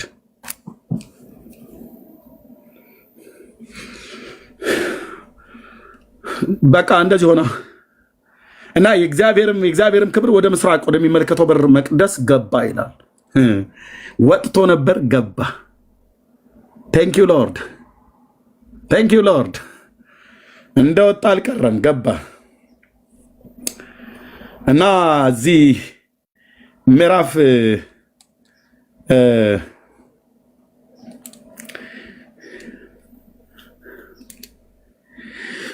የኔ አባት ለዘላለም ስም ይባረክ። የኔ ጌታ የአባቶቼ የነቢያት መንፈስ ለዘላለም ስም ይባረክ። ኦኬ ከዛ ምዕራፍ 44 እነሱ የሚጠቅሱት ጠቅስ ወደ ምስራቅ ወደሚመለከተው በር በስተውጭ ወዳለው ወደ መቅደሱ በር አመጣኝ ይላል። ተዘግቶም ነበር። እስከዚህ ሰዓት ድረስ መዘጋቱን አላየም። ክፍት ነበር፣ ተዘግቶም ነበር። እግዚአብሔርም ይህ በር ተዘግቶ ይኖራል እንጂ አይከፈትም፣ ሰውም አይገባበትም። የእስራኤል አምላክ እግዚአብሔር ገብቶበታልና ተዘግቶ ይኖራል አለ። በጣም የሚገርመው ይህ መዘጋት ጌታችን ኢየሱስ ክርስቶስ በስጋ ተወልዶ እስከመጣበት ጊዜ ድረስ አሁን እንደተዘጋው እንደዚህ አልተዘጋም ነበር። እንደዚህ አልተዘጋም ነበር። እንደዚህ አሁን ሲልድ ነው ያደረጉት። ይታያቸዋል። ሲልድ ነው ያደረጉት። እንደዚህ አልተዘጋም ነበር። ያ ታላቅ ነቢይ ያየው ይሄንን በር ነው። ይሄን በር ነው። ያው ጌታችን ኢየሱስ ክርስቶስ መጥቶ በተወለደበት ጊዜ ይህ በር ክፍት ነበር። ከዚህ ከደብረ ዘይት ተራራ መጥቶ የደብረ ዘይትን ቁልቁለት መጥቶ የቄድሮን ፈፋ ተሻግሮ በምስራቁ በር በኩል በአህያይቱ ውርንጫ ወደዚህ ቤተ መቅደስ ገብቷል። የኔ አባት ኢየሱስ ክርስቶስ ለዘላለም ስሙ ይባረክ። በአህያይቱ ውርንጫ ቀጥታ እስከዛ ሰዓት ድረስ እንደዚህ ሲልድ አድርጎ አልተዘጋም ነበር። ሲልድ ሆኖ የተዘጋው በቅርብ ዘመናቶች ውስጥ ነው። ያን ያልተዘጋም ነበር። ንጉሱ መግባት ነበረበት። ሆሳዕና የአባታችን የዳዊት መንግስት እያሉ ዘንባባ ዝንጣፊ እያነጠፉለት መግባት ነበረበት። ክብሩ በዛ በኪሩቤል ላይ ተቀምጦ ከቤቱና ከከተማይቱ ውስጥ ወጥቶ በምስራቅ በኩል ባለው ተራራ ላይ እንደቆመ ተመልሶም ደግሞ በምስራቅ መንገድ መጣ ብሎ እንዳለው ልክ እንደዛው እንደተባለ ኢየሱስ ከምስራቅ መንገድ ነው የመጣው። እዚህ ጋር ያለው ቤተፋጌ ቢታንያ የነ አልዓዛርና የነ ስምዖን የለምጻሙ መንደር የነ ማርታና የነ ማርያም መንደር እና ይሄ ቤተፋጌ አህያይቱ ውርንጫ ተፈታበት የመጣችው ለደብረ ዘይት ተራራ ኩታ ገጠም ነው። ወንድሞች ገባና የእስራኤልን ጂኦግራፊ አጥና የምታጠና ከሆነ ስለዚህ የአህያይቱ ውርንጫ ከዚህ ከቤተፋጌ ተፈታ መጣ ከደብረ ዘይትም ተራራ ይላል አይደል?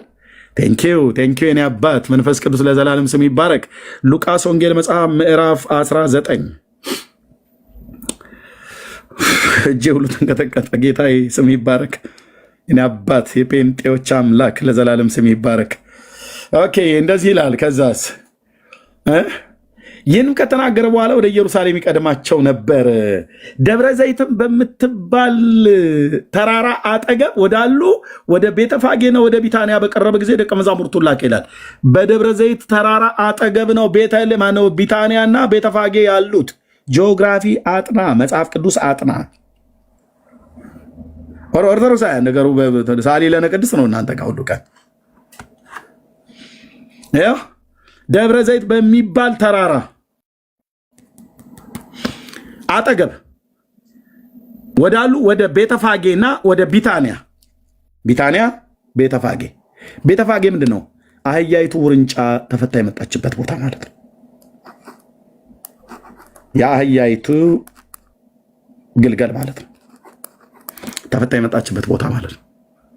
ከዛስ እንዲህም አላቸው፣ በፊታችሁ ወዳለች መንደር ሂዱ፣ በእርሷም ገብታችሁ ሰው ማንም ገና ያልተቀመጠባት ውርንጫ ታስሮ ታገኙታላችሁ፣ ፈታችሁ አምጡልኝ።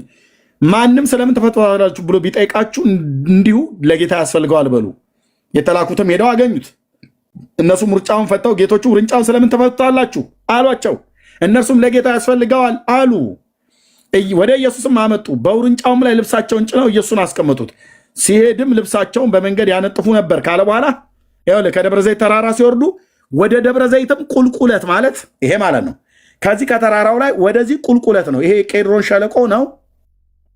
የቄድሮን ሸለቆ ማለት በሁለተኛ ዜና መጽሐፍ ምዕራፍ 29 ላይ ታገኙታላችሁ። በጣም ብዙ የመጽሐፍ ቅዱስ ክፍሎች ላይ ያሉ። በንጉሱ በሕዝቅያስ ዘመን ሌዋውያን ካህናት ከቤተ መቅደስ ውስጥ ቆሻሻ ነገር ጠርገው አውጥተው ወደ ቄድሮን ወስደው ጣሉት ይላል። የቆሻሻ መጥፊያም ቦታ ነው። ከጊሆን ከሚባለው የጊዮን ወንዝም ይሄ ምንድን ነው የጊዮን ምንጭ የሚባለው ሰለሞን የነገሰበት እነ ነቢዩ ናታን እነ ካህኑ ሳዶቅ በዚህ በጊሆን በሚባል የምንጭ የውሃ መውረጃ ነው። በንጉሱ በሕዝቅያስ ዘመን ሁሉ ጭምር የነበረ ነው።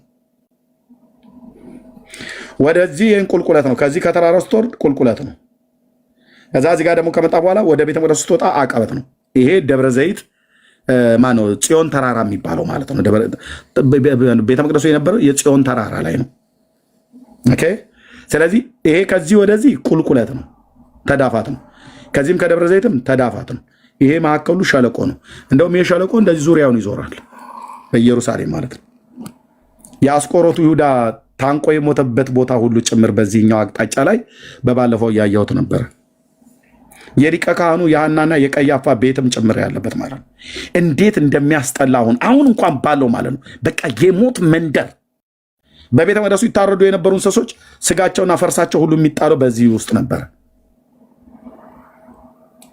ኦኬ። ጌታዬ ከዚህ ከደብረ ዘይት ተራራ ላይ ነው ቁልቁለት ይልልሃል። ወደ ደብረ ዘይትም ቁልቁለትም አሁን በቀረበ ጊዜ ደቀ መዛሙርቱ ሁላቸው ደስ እያላቸው ታምራቱን ሁሉ ስላዩ በታላቅም ድምፅ እግዚአብሔርን ያመሰግኑ ጀመር። በጌታ ስም የሚመጣ የተባረከ ነው፣ በሰማይም ሰላም በአርያምም ክብር ይሁን አሉ ይላል። ማገባ የተባረከው ንጉሥ ነው፣ የጌቶች ጌታ ነው። ሕዝቅኤል በዙፋኑ ላይ የነበረው ከነዛ በአራቱ እንስሶች ላይ በመንኮራኩሮቹ ላይ የነበረ እግዚአብሔር ክብር ወጥቶ ከቤቱ በተራራው ላይ ወደ ምስራቅ በኩል ሄዶ እንደቆመ ከዛም ተመልሶም ደግሞ በዘሩባቤል በሰራው ቤተ መቅደስ ውስጥ ተመልሶ ክብሩ እንዲገባ እንዳየ ሁሉ ቆይቶ ሕዝቅኤል ይህንን ካየ ከ480 ምናምን ነገር ዓመት በኋላ የአምላክ ሰው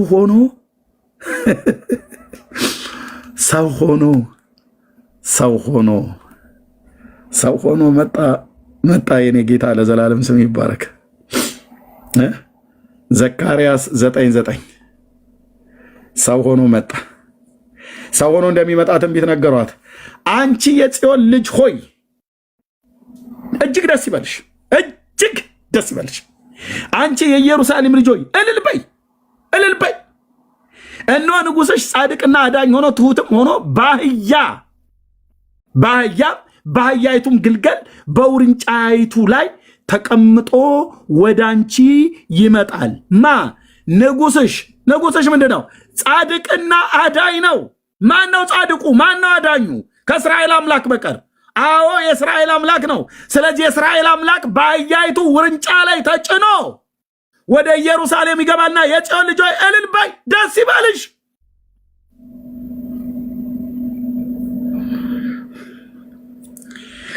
ኦ ጌታዬ፣ እንዲህ ተብሎ ነበር ትንቢት የተነገረለት የእስራኤል አምላክ ማለት ነው። የእስራኤል አምላክ እንደዚህ ነበር ተብሎ የተባለለት እነ ዘካርያስ ትንቢቱን ሲናገሩ ማለት ነው። ከባቢሎን ምርኮ በኋላ ትንቢቱን ሲናገሩ ደስ ይበልሽ የጽዮን ልጆች ዘምሪ፣ አንቺ ኢየሩሳሌም እልል በይ። ምክንያት ንጉስሽ ጻድቅና አዳኝ ትሑት ሆኖ በመኪና ይመጣል አይደለም ያለው፣ በአህያና በአህያይቱ ግልገል በውርንጫ ላይ ተቀምጦ ወደ አንቺ ይመጣል። ከጌታ ከኢየሱስ ክርስቶስ በስተቀር ንጉስ ተብሎ በእስራኤል ላይ በአህያ ተቀምጦ የመጣ የለም። ከዚህም በኋላ አይመጡም አይመጡም። ይህንን ለአንድ አይሁዳዊ ንገረው፣ ራሱን ነው የሚያዞረው። አይመጡም። ከፈለገም በ10 አህያ ተጭኖ ይምጣ፣ ሐሰተኛ ነው።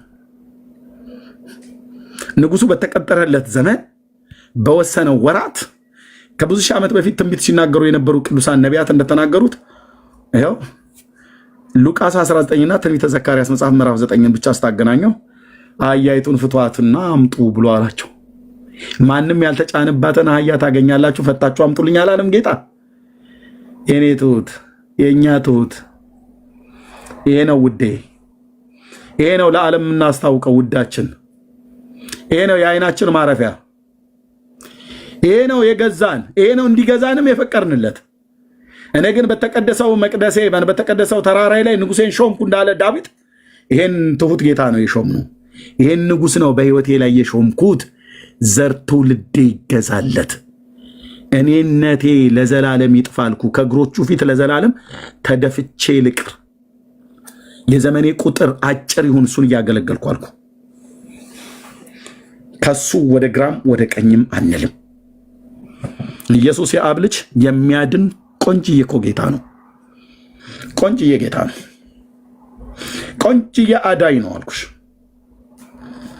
የእናንተ ኢየሱስ ያድናችሁ አላችሁን አይደል? ይሄ የኛ ኢየሱስ ጻድቁና ትሁቱ በአህያ ውርንጫ የዛሬ 2000 ዓመት በባሪያዎቹ በነቢያት አፍ እንደተነገረለት ወደ ቤተ መቅደስ የገባ በዚህ በር በኩል ገባ። ክብሩ ከቤት ወጥቶ በኪሩቤል ላይ ተቀምጦ ወደ ምስራቅ በኩል ባለው ተራራ ላይ ወጥቶ እንዳየው እንደዚሁ ተመልሶ ደግሞ ሲገባ እንዳየው ሁሉ አሁን በስጋ ራሱ አምላክ እናንተ የምትጠብቁት ጌታ በድንገት ወደ መቅደሱ ይመጣል ብለው ትንቢት እንደተናገሩ ቴንኪዩ ሎርድ። ዛሬ ጌታ እግዚአብሔር ለዘላለም ስም ይባረክ። የአባቶቼ የነቢያት አምላክ አገለግልሃለሁ። እነሆ መልእክተኛዬን እልካለሁ፣ መንገዴን በፊት ያስተካክላል። እናንተም የምትፈልጉት ጌታ በድንገት ወደ መቅደሱ ይመጣል። ግን ምን ሲያደርጉ ይመጣባቸውን? ቤተ መቅደስ ውስጥ ሲሸጡ ሲለውጡ ነው የመጣው። በድንገት ወደ መቅደሱ ይመጣል፣ የምትወዱትም የቃል ኪዳን መልእክተኛ እነሆ ይመጣል ይላል የሰራዊት ጌታ እግዚአብሔር። የብሉይ ኪዳን ነቢያት ጩኸት ማለት ነው። የሚፈልጉት ጌታ እንዴት ነው የመጣባቸው? በድንገት። እናንተም የምትፈልጉት ጌታ በድንገት ወደ መቅደሱ ይመጣል። በድንገት እኮ ነው የመጣባቸው። ሲመጣስ ቤተ መቅደሱን ከተሰራበት ዓላማ ውጭ አውለውት ነው የመጡት። ግን ይጠብቁታል። አይገርም? የምትጠብቁት ጌታ አላላቸውም ነቢዩ። ማን የምትፈልጉት ጌታ አላለም። ጌታን ይፈልጋሉ፣ ግን በጽድቅ አይደለም። የእስራኤልን አምላክ ጌታ ከፍ ከፍ እናድርገው ሃሌሉያ ብሎ ይላል። ግን የእውነት አይደለም የሚፈልጉት። ይፈልጉታል፣ ግን በእውነት አይደለም። በእውነትም ይፈልጉት፣ ያለ እውነትም ይፈልጉት። የምትፈልጉት ጌታ በድንገት ወደ መቅደሱ ይመጣል። ኦኬ። ቤተ መቅደሱ ሲመጡ ምንድን ነው ሲያደርጉ ያገኛቸው? እርግብ ይሸጥበት ነበር። አይገርም? ምን አለሽ ተራ አስመስለውት ነበር። የጭድ ተራ፣ የቦምብ ተራ፣ የቅቤ ተራ፣ የጫት ተራ ተብሎ እንደሚባለው መርካቶ ማለት ነው።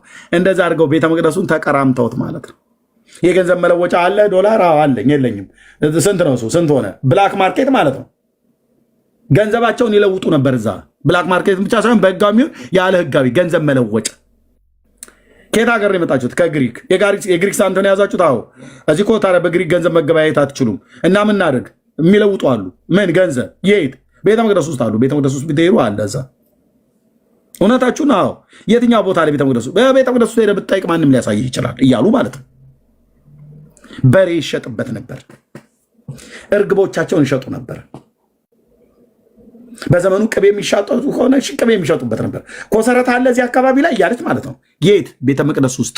ቤተ መቅደሱ ከተሰራበት ዓላማ ውጪ አውለውት እናንተ የምትፈልጉት ጌታ በድንገት ወደ መቅደሱ ይመጣል። ከዛስ ነገር ግን እርሱ እንደ አንጥረኛ እሳትና እንደ አጣቢ ሳሙና ነውና የሚመጣበትን ቀን መታገስ የሚችል ማን ነው?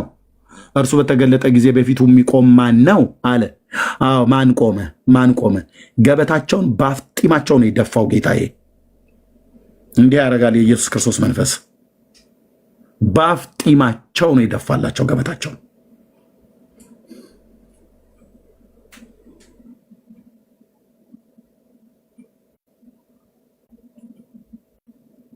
ስለዚህ ጌታ ኢየሱስ በዚህኛው ቤተ መቅደስ በር ገባ። ይህንን በር የማርያም ማኅፀን ነው ብለው የተረጎሙ የሃይማኖት አባቶች የተባሉ ከጥንት ዘመን ጀምሮ ያሉ የተረገሙ ሰዎች ናቸው። አምላኬ እግዚአብሔር ምስክር፣ የተረገሙ አባቶች ናቸው። የተረገመ እርግማን ቃል ነው አስተምረው የሄዱት።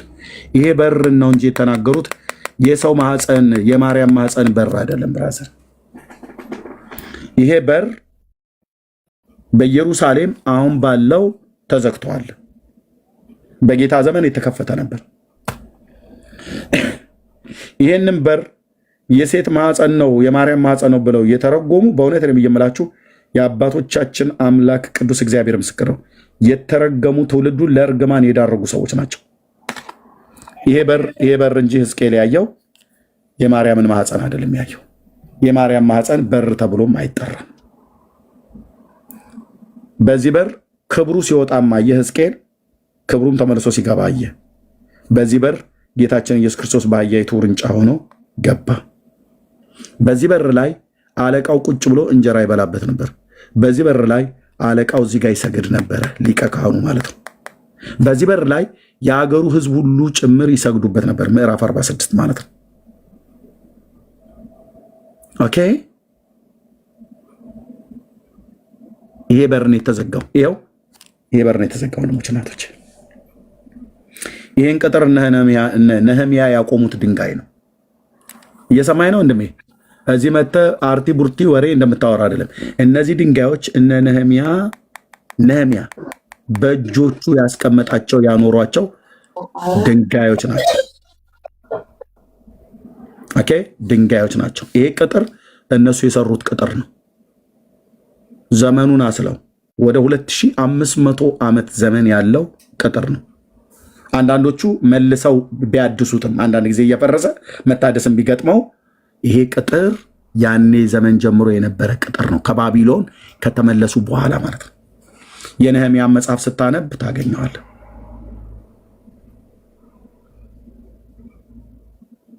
ስለዚህ በር ነው የተናገረው፣ ስለ ማርያም ማኅፀን አይደለም። ጥያቄ ያለው ሰው መጠየቅ ይችላል። እነሱ አይገቡም። ያው ማኅፀን በር ማኅፀን ነው እያሉ የሰውነቷን ቀዳዳ ሁሉ እየፈለጉ እንግዲህ ተርጉሙታ። የምስራቁ በር ማኅፀኗ ከሆነ የደቡብ በር ምኗ ነው? የሰውነቷን ቀዳዳ ነው መፈለግ ያለባቸው ኦርቶዶክሳውያን። እመቤቴ ድንግል ነች ምናምን ነገር ብለህ ለማለት ዘላለማዊ ድንግል ናት ብሎ ለማለት ማለት ነው። የጌታ እናት ድንግል ሆና ጌታ እንደወለደች እናውቃለን። ለአምላካችን ለእግዚአብሔር ክብር ይሁን። በአንድ ቀን ማሰልቸት ስለሌለብኝ ነገም እቀጥላለሁ። ጌታ ከረዳኝ ከገባ ወይ ነገ ብቻ በምችል ሰ ነገም ብዬ ላልቀጥር እችላለሁ። ልጆች ሆሊዴይ ስለሆኑ ከእነሱ ጋር ጊዜ ስለማሳልፍ በምችል ሰዓት ላይ እገባለሁ። ወንድሞች ጋር ገብተን እንወያያለን። ስድስቱ የኦርቶዶክሷ ማርያም ድንግልና በጆሮዋ ድንግል ነች፣ በህሊናዋ ድንግል ነች፣ በአፍንጫዋ ድንግል ነች፣ በፀጉሯ ድንግል ነች፣ በጥፍሯ ድንግል ነች ይላሉ። ወንድሜ እንደዚህ አይነት ትምህርት ሐዋርያቱ አላስተማሩ። የሴት ድንግልና በጥፍሯ አይደለም። የሴት ድንግልና በጆሮዋ በህሊናዋ አይደለም። የሴት ድንግልና በማህፀን ነው። ኦኬ፣ ይህንን ጌታ በድንግልና እንደጸነሰች እናውቃለን። በድንግልና ጸንሰዋለች። ስትወልደው ቅድም አንዱ ገብቶ ያው ኦንሊ ጂሰስ ነው ብሎ ያለ ተኩላ ማለት ነው። ገብቶ ምንድን ነው ያለው? በማህፀኗ ቢወጣም ማህፀኗ አልተከፈተም አላለን? ሙሴና ሉቃስን ሐሰተኛ አድርጎ ማለት ነው። ስለዚህ በዚህ ጉዳይ ላይ ጥያቄ ያለው ሰው ካለ ገብቶ መጠየቅ ይችላል። ትንቢተ ሕዝቅኤል ላይ የፈለጋችሁትን ጥያቄ ማለት ነው፣ ወይ ደግሞ ቅድም ባነሳሁት ላይ የምትጠይቁት ጥያቄ ካለ መጠየቅ ትችላላችሁ። አይ አወራለሁም ብሎ የሚልም ሰው ካለ ገብቶ ማውራት ይችላል።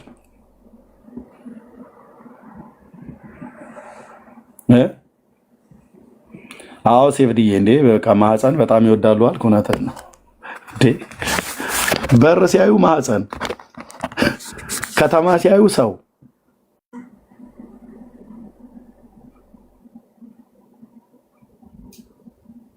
አርባ ሦስትን አልጨረስንም። 44ን 45 46ን ሁሉ እንቀጥልበታለን።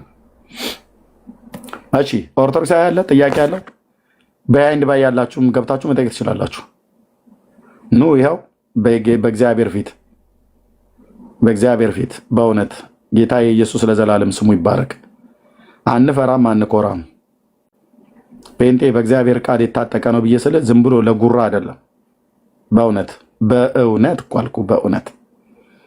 በእውነት የአባቶቻችን አምላክ እግዚአብሔር ትውልድን ያዘጋጃል። ኦኬ መጠየቅ ትችላላችሁ፣ ወይ ደግሞ እንጠይቃችሁ። 6ቱ የማርያም ዘላለማዊ ድንግልናዋ፣ 5ቱ የማርያም ድንግልናዋ፣ 3ቱ የማርያም ድንግልናዋ እያላችሁ ዝም ብላችሁ ያልሆነ ነገር አትበሉ። ሐዋርያቱ ያላሉትን አትበሉ። ዘላለማዊ ድንግል እያልክ ስለ ማርያም ዘላለማዊ ድንግልና ብትሰብክ ባትሰብክ ምንም ጠብ የሚል ነገር የለም። ማርያም ዘላለማዊ ድንግል ነች። አዎ ለካ በማርያም ዘላለማዊ ድንግል አምኖ የኃጢአት ይቅርታውን የሚያገኝ ሰው የለም። ከዘላለሙ ሞትም የሚድን የለም። የማርያም ድንግልና ማንንም አያድንም። 4 ነጥብ።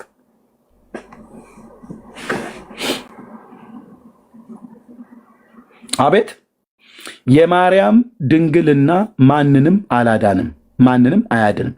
በድንግልናዋ ደም አይደለም የዳን ነው። በድንግልና ጸንሳ የወለደችው ጌታ በደሙ ወደ አባቱ አቀረበን። ሃሌሉያ። እናንተ ግን በፊት ርቃችሁ የነበራችሁት አሁን ግን በክርስቶስ ኢየሱስ ሆናችሁ በክርስቶስ ደም ቀርባችኋልና እንዳለ ማለት ነው ኤፌሶን ላይ ጳውሎስ። እንዴት አንተ እንዴት እኮ የአምላክን የእግዚአብሔርን ቃል በማርያም ዘላለማዊ ድንግልና ማንም ሰው ወደ አብ አልቀረበም፣ ሊቀርብም አይችልም።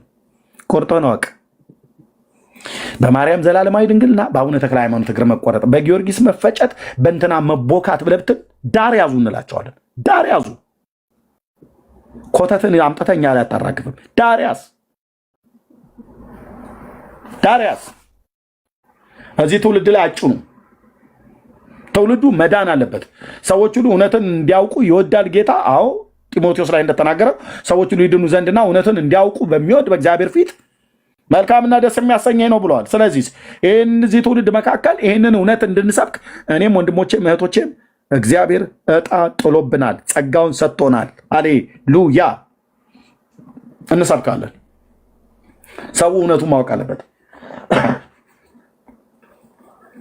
ዘላለማዊው አምላክ ኢየሱስ ክርስቶስ ያድናል ብለህ ስበክ እንጂ ዘላለማዊ ድንግልና ትላለህ እንዴ አንተ? በዘላለማዊ ድንግልና አልተቤዠንም እኮ ነው ብዬ የምልህ።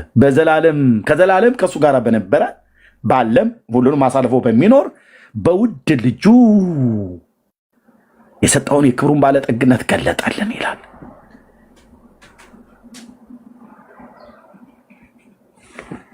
በውድ ልጁ የተደረገልንን ቤዛነታችንን አገኘን፣ እሱም የበደላችን ስርየት ነው ይላል። ሃሌሉያ ሃሌሉያ ሃሌሉያ። ይቆጨኛል አልኩ እነዛን ዘመናትን እዛ ስጨናበስ ያልተቀደሰ ቀዳሽ ሆኜ ስቀድስ የነበርኩበት ዘመን ማለት ነው። በእውነት አልኩ። በእውነት ነገሩ ብዙም ባይቆጨኝም ግን እነዛ ዘመናቶች አንድ ቀን የሚሆን ያለ ክርስቶስ ያለፍኩበት ዘመን ይቆጨኛል። እግሬ እስኪያብጥ ድረስ፣ እግሬን እስኪያመኝ ድረስ በደረቅ ሲሚንቶ ላይ የቆምኩበትን ብዙ ሌሊቶች።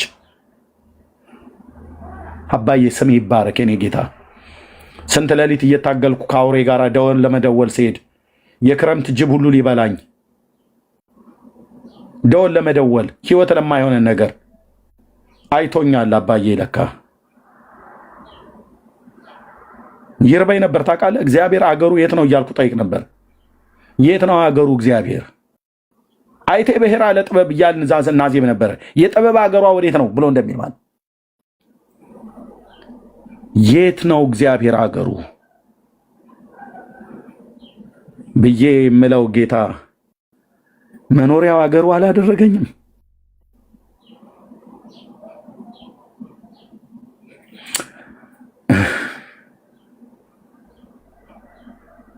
ወንድሞቼ ናቶቼ በቃ በጣም በቃ ውስጤን ሁሉ በቃ ይነዝረዋል አልኩ። እግዚአብሔር አገሩ የት ነው? የኔ እረኛው የኤርምያስ ንግግር ነበረ። እግዚአብሔር አገሩ የት ነው እጠይቅ ነበር። እናቴን፣ አባቴን፣ ወንድሞቼን፣ አብረው አደጎች፣ አብረው የቀደሱኝ ሰዎች ሁሉ እግዚአብሔር አገሩ የት ነው? ማንም አልመለሰልኝም። ማንም ሊመልስልኝ አልፈለገም። አያውቁትም። በሰማይ ነው ይሉኛል። በሰማይ ነው ያለው። በቃ እዛ ማንም ሄዶ አላየውም ብለው ይሉኛል እናትና አባቴ ማለት ነው። በራሱ ጊዜ ግን አገኘኝ ጌታዬ፣ ለዘላለም ስም ይባረክ። የኔ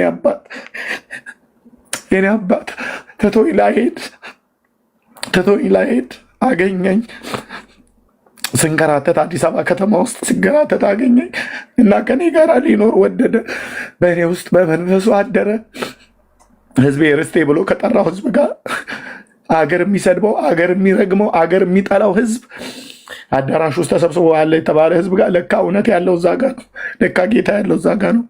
የሙሉ ወንጌል ቤተክርስቲያን እግዚአብሔር አምላክ ይባርካት። ያን ኮንፈረንስ በዛን ቀን ማዘጋጀቱ የምወደውን ጌታ ኢየሱስን ኤልያስ ተሰብኮ ኢየሱስን አወቅኩት። የኔ አባት ስም ይባረክ እና መጽሐፍን ሳነበው በኋላ ላይ የሚወደው ቢኖር ቃሌን ይጠብቃል፣ አባቴ የሚወደዋል፣ ወደ እርሱ እንመጣለን፣ በእሱ ዘንድ መኖሪያ እናደርጋለን አለኝ። እያነበብኩት ሲሄድ የእውነት መንፈስ እሱ በእናንተ ስለሚኖር እናንተ ታውቁታላችኋል። በውስጣችሁ ስለሚሆን ታውቁታላችሁ። እናንተ እዚህ ጋር አሁን ከምትሰሙኝ ሰዎች ይልቅ ውስጤ ያለውን ጌታ ምን ያህል እንደማምነው እዚህ ጋር አሁን 570 ሰው ከበስተኋላ ወደ 11,000 ሰው እየሰማ ነው። እዚህ ጋር ያለውን ህዝብ ብክድ ይሻላል ውስጤ ያለውን ጌታ ከምክድ። ውስጤ የምሰማውን ድምፅ ከምክድ እናንተን ብክድ ይሻላል። የሉም እዚህ ጋር ውሸት ነው። የለም 571 ሰው እዚህ ጋር እየሰማ 11 ሰው ከኋላ እየሰማ ነው ብሎ የሚለው ብክድ ይሻላል ውስጤ የምሰማውን ድምፅ ከምክደው ይልቅ። ኢየሱስ ተጨባጭ እኮ ነው። ታንጀብል እኮ የሆነ ጌታ እኮ ነው። የጴንጤዎች አምላክ ለዘላለም ስሙ ይባረክ። ተጨባጭ እኮ የሆነ ድምፁን ያሰማኛል፣ ይናገረኛል፣ ልቤ ይቀልጥብኛል። ቅዱስ ስምህ ለዘላለም ይባረክ። ልጆቹን ይናገራል።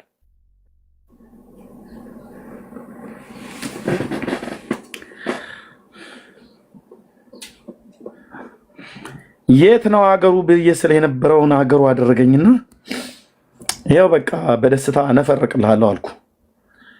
27 ዓመት ሙሉ ቀን ማልቀስ፣ ማታ ማልቀስ፣ ቃሉን ሳነብ ማልቀስ፣ ስጸልይ ማልቀስ፣ ኢየሱስ ብዬ ስሙን ስጠራው ማልቀስ። በቃ ያቅበጠብጠኛል አልኩ። በቃ ደስታ። ምን አይነት መንፈስ ነው? ምን አይነት ጌታ ነው? ወንድሞቼ እናቶቼ የቀመሳችሁ ሰዎች ታውቁታላችሁ። ምን አይነት መንፈስ ነው? ምን አይነት ጌታ ነው? ምን አይነት ውድ ነው? ምን አይነት የተወደደ ጌታ ነው? አውቀዋለሁ አባል አውቀዋለሁ ጠረንህን ብለን እንዳልነው በደንብ ነው የማውቀው አልኩ። በደንብ ነው የማውቀው። ከእናቴ ማህፀን ሲፈጥረኝ፣ ከመስታወት ጸጋዬ ማህፀን ሲፈጥረኝ፣ ከአባቴ ከአይተንፍሶ አበበ ሲፈጥረኝ ዓላማ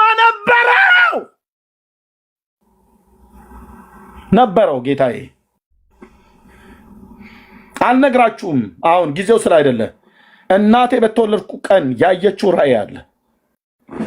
ቤተሰቤ ሁሉ በሙሉ የሚያውቀው ማለት ነው። ያዋለዱ ሰዎች ሁሉ ጭምር የሚያውቁት። በጊዜው ሲደርስ ገልጠዋለሁ። አለች እናቴ በሕይወትም። ዓላማ እግዚአብሔር ማለት ነው። ለዚህ ጌታ እኖራለሁ፣ ለዚህ ጌታ እሰዋለሁ። 4 ነጥብ።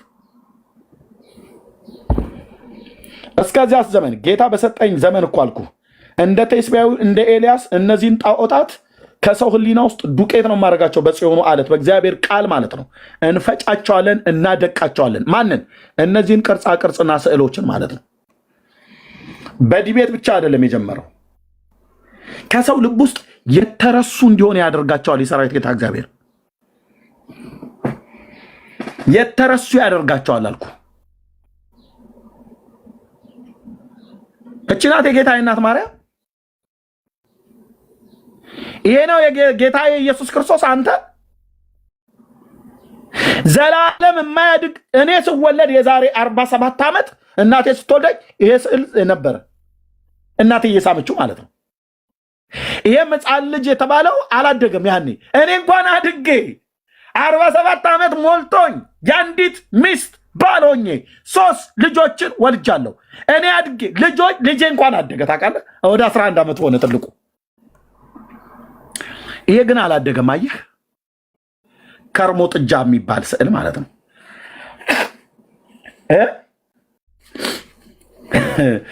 ይሄንን ኢየሱስ ነው ይለኛል ጠዋትና ነጋ ጠባ ማለት ነው። የት ታውቀውና ኢየሱስን አንተ ወነበረ በየማነ አቡሁ እኮ ነው የሚለው የዕብራውያን መልክ መጽሐፍ ምዕራፍ 1 ከጥንት ጀምሮ እግዚአብሔር በብዙ አይነትና በብዙ ጎዳና ለአባቶቻችን በነቢያት ተናግሮ ሁሉን ወራሽ ባደረገው ደግሞም ዓለማትን በፈጠረበት በልጁ በዚህ ዘመን መጨረሻ ለኛ ተናገረን ይላል። ግቡና እዩት።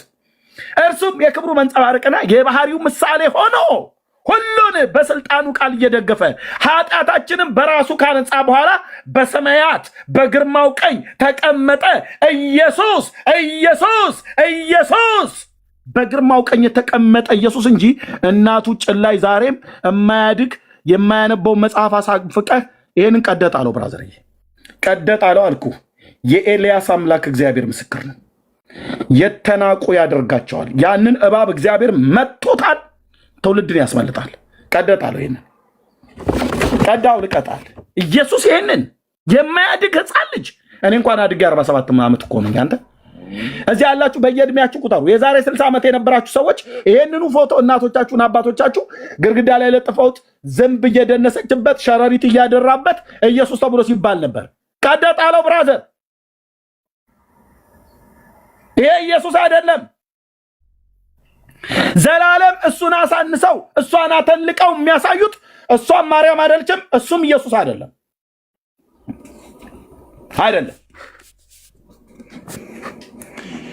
አይደለም ኤልያስ እነዛን ነቢያት እንደተበቀለ እነዚህን ጣዖታት የሰራዊት ጌታ እግዚአብሔር በታናሹ እረኛ በኤርምያስ በኩል ይበቀላቸዋል።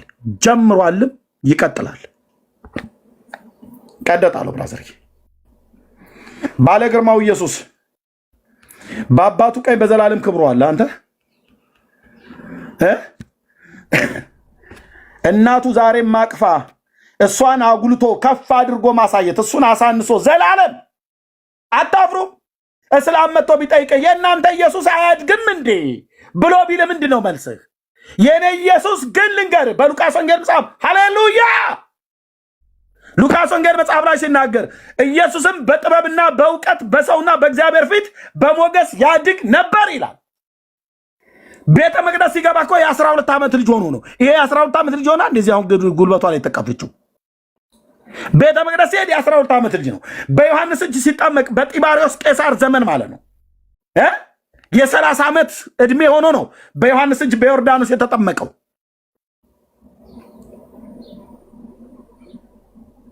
ምን ያደገውን ኢየሱስ አታሳዩንም?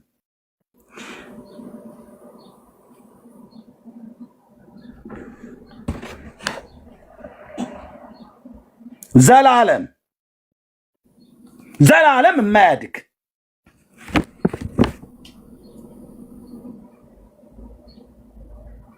ይኸውልህ ዝም ብሎ እኮ ተራ የሆነ እኮ ስራ ሆኖ ስዕሉን የተባሉ መላእክት የተባሉትን ግራና ቀኝ የተባሉትን ነው ብዬ የምልህ።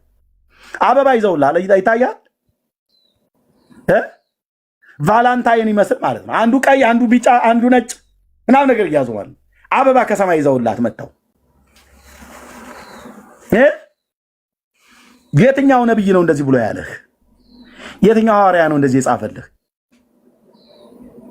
ሁለቱም አበባ ይዘዋል ታውቃለህ? ሰይፍና አበባ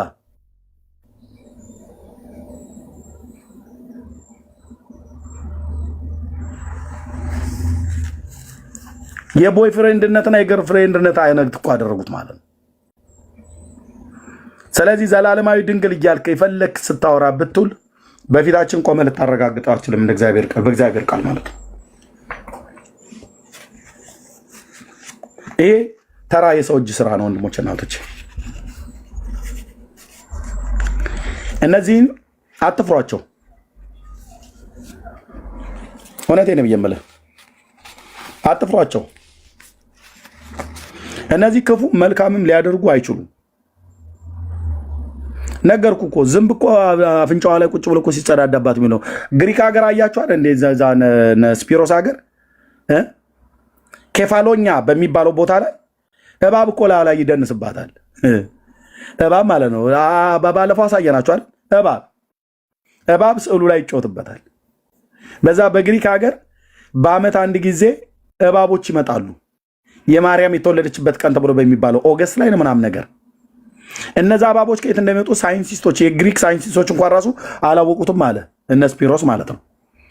ሳይንቲስቶች አልደረሱበትም አይደል? ለእኔ ልንገርሃ ከጥንት ጀምሮ በዛ ይሰራ የነበረ የአርጤሚስ ንግሥት ተብላ የምትባል በጳውሎስም ዘመን የነበረች ፍጥረቱን ሁሉ ታጠባለች ተብሎ የተባለ የፓፓዬ ዛፍ የሚመስል ጡት ያላት ጣዖት አለች በዛ ምድር ላይ።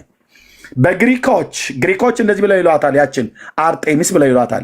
ሮማ ላይ ዲያና ብለው ይሏታል። የጥንት አሶራውያን ላይ ደግሞ ኢሽታር ብለው ይጠሯታል። የጥንት ኢራናውያን ላይ ደግሞ አናሂታ ብለው ይጠሯታል።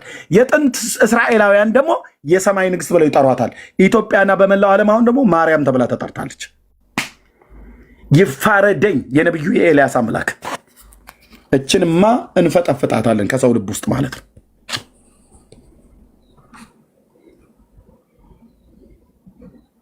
ዘላለማዊ ድንግል ናት ይላል ይመጣና ማለት ነው። የጌታዬ እናት የተወደደች የተባረከች እናት ናታ። በእግዚአብሔር ገነት አለች። በክርስቶስ እህቴ በክርስቶስ እናቴ ብዬ ስጠራት እስራኤላዊቷን የጌታዬን እናት ማርያምን አናፍርባትም። ሳራን እናታችን ብለን እንደምንጠራ የጌታ እናት ቅድስት ድንግል ማርያምን እናታችን በክርስቶስ እህታችን በክርስቶስ ብለን ስንጠራት አናፍርም። እችን ስዕሏን አይደለም ያለ።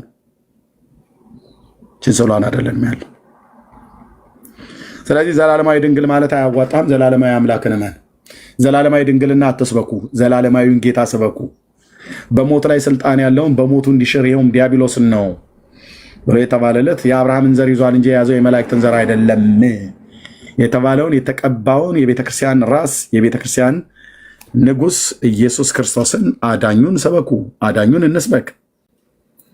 የእሱ ሞትና ትንሣኤን መስበክ እንጂ ሰዎች በስሙ ንስሐና የኃጢአት ይቅርታን የሚያገኙት የማርያምን ዘላለማዊ ድንግልና የእንትናን እግር መቆረጥ የእንትናን አይን መጥፋት ስታወራ ብትል ምንም ናቲንግ የፈሰሰው አታቀንም። ኦኬ 6ቱ የማርያም ድንግልና 5ቱ የማርያም ድንግልና 5ቱ አማደ ሚስጥር ብለህ እንደምትለው 6 ነው 5 ነው። አይ 5 ነው 5 አይደለም 4 ነው 7 እናድርገው እንጂ 7 ነው። የእመቤታችን በጆሮዋም ድንግል ናት፣ በሕሊናዋም ድንግል ናት፣ በሐሳቧም ድንግል ናት፣ በጥፍሯም ድንግል ናት፣ በፀጉሯም ድንግል ናት አይልም መጽሐፍ አይልም። በስጋ ድንግል ነች። አዎ አለቀ፣ አጭርና ግልጽ። በሕሊና ድንግል፣ በሐሳብሽ ድንግል ነሽ፣ በሕሊናሽም ድንግል ነሽ። የቱ ጋር የሕሊናና የሐሳብ ድንግልና ብሎ የሚል ያለው ማን ያለው ይሄንን? የብሉይ ኪዳን ነቢያት ወይስ የአዲስ ኪዳን ሐዋርያት? ከየት ነው ያመጣችሁት? ምንጩ ከየት ነው የተቀዳው? የትኛውን የእግዚአብሔርን ቃል መሰረት አድርገው ነው የሚናገሩት? የላቸውም። ያ ውሳጤ ሕሊናዬ ነደው ልቤ የጤሰ ብለው የሚሉት ተረት አለ። ስለሷ ፍቅር ውስጥ የተቃጠለ ተነደደብኝ ብሎ እንደሚል በቃ ደብተራው በአብሾ ሁሉ ሲደነዝዝ ሲቃጠል ያልሆነ የሆነ ነገር ጻፈ ማለት ነው።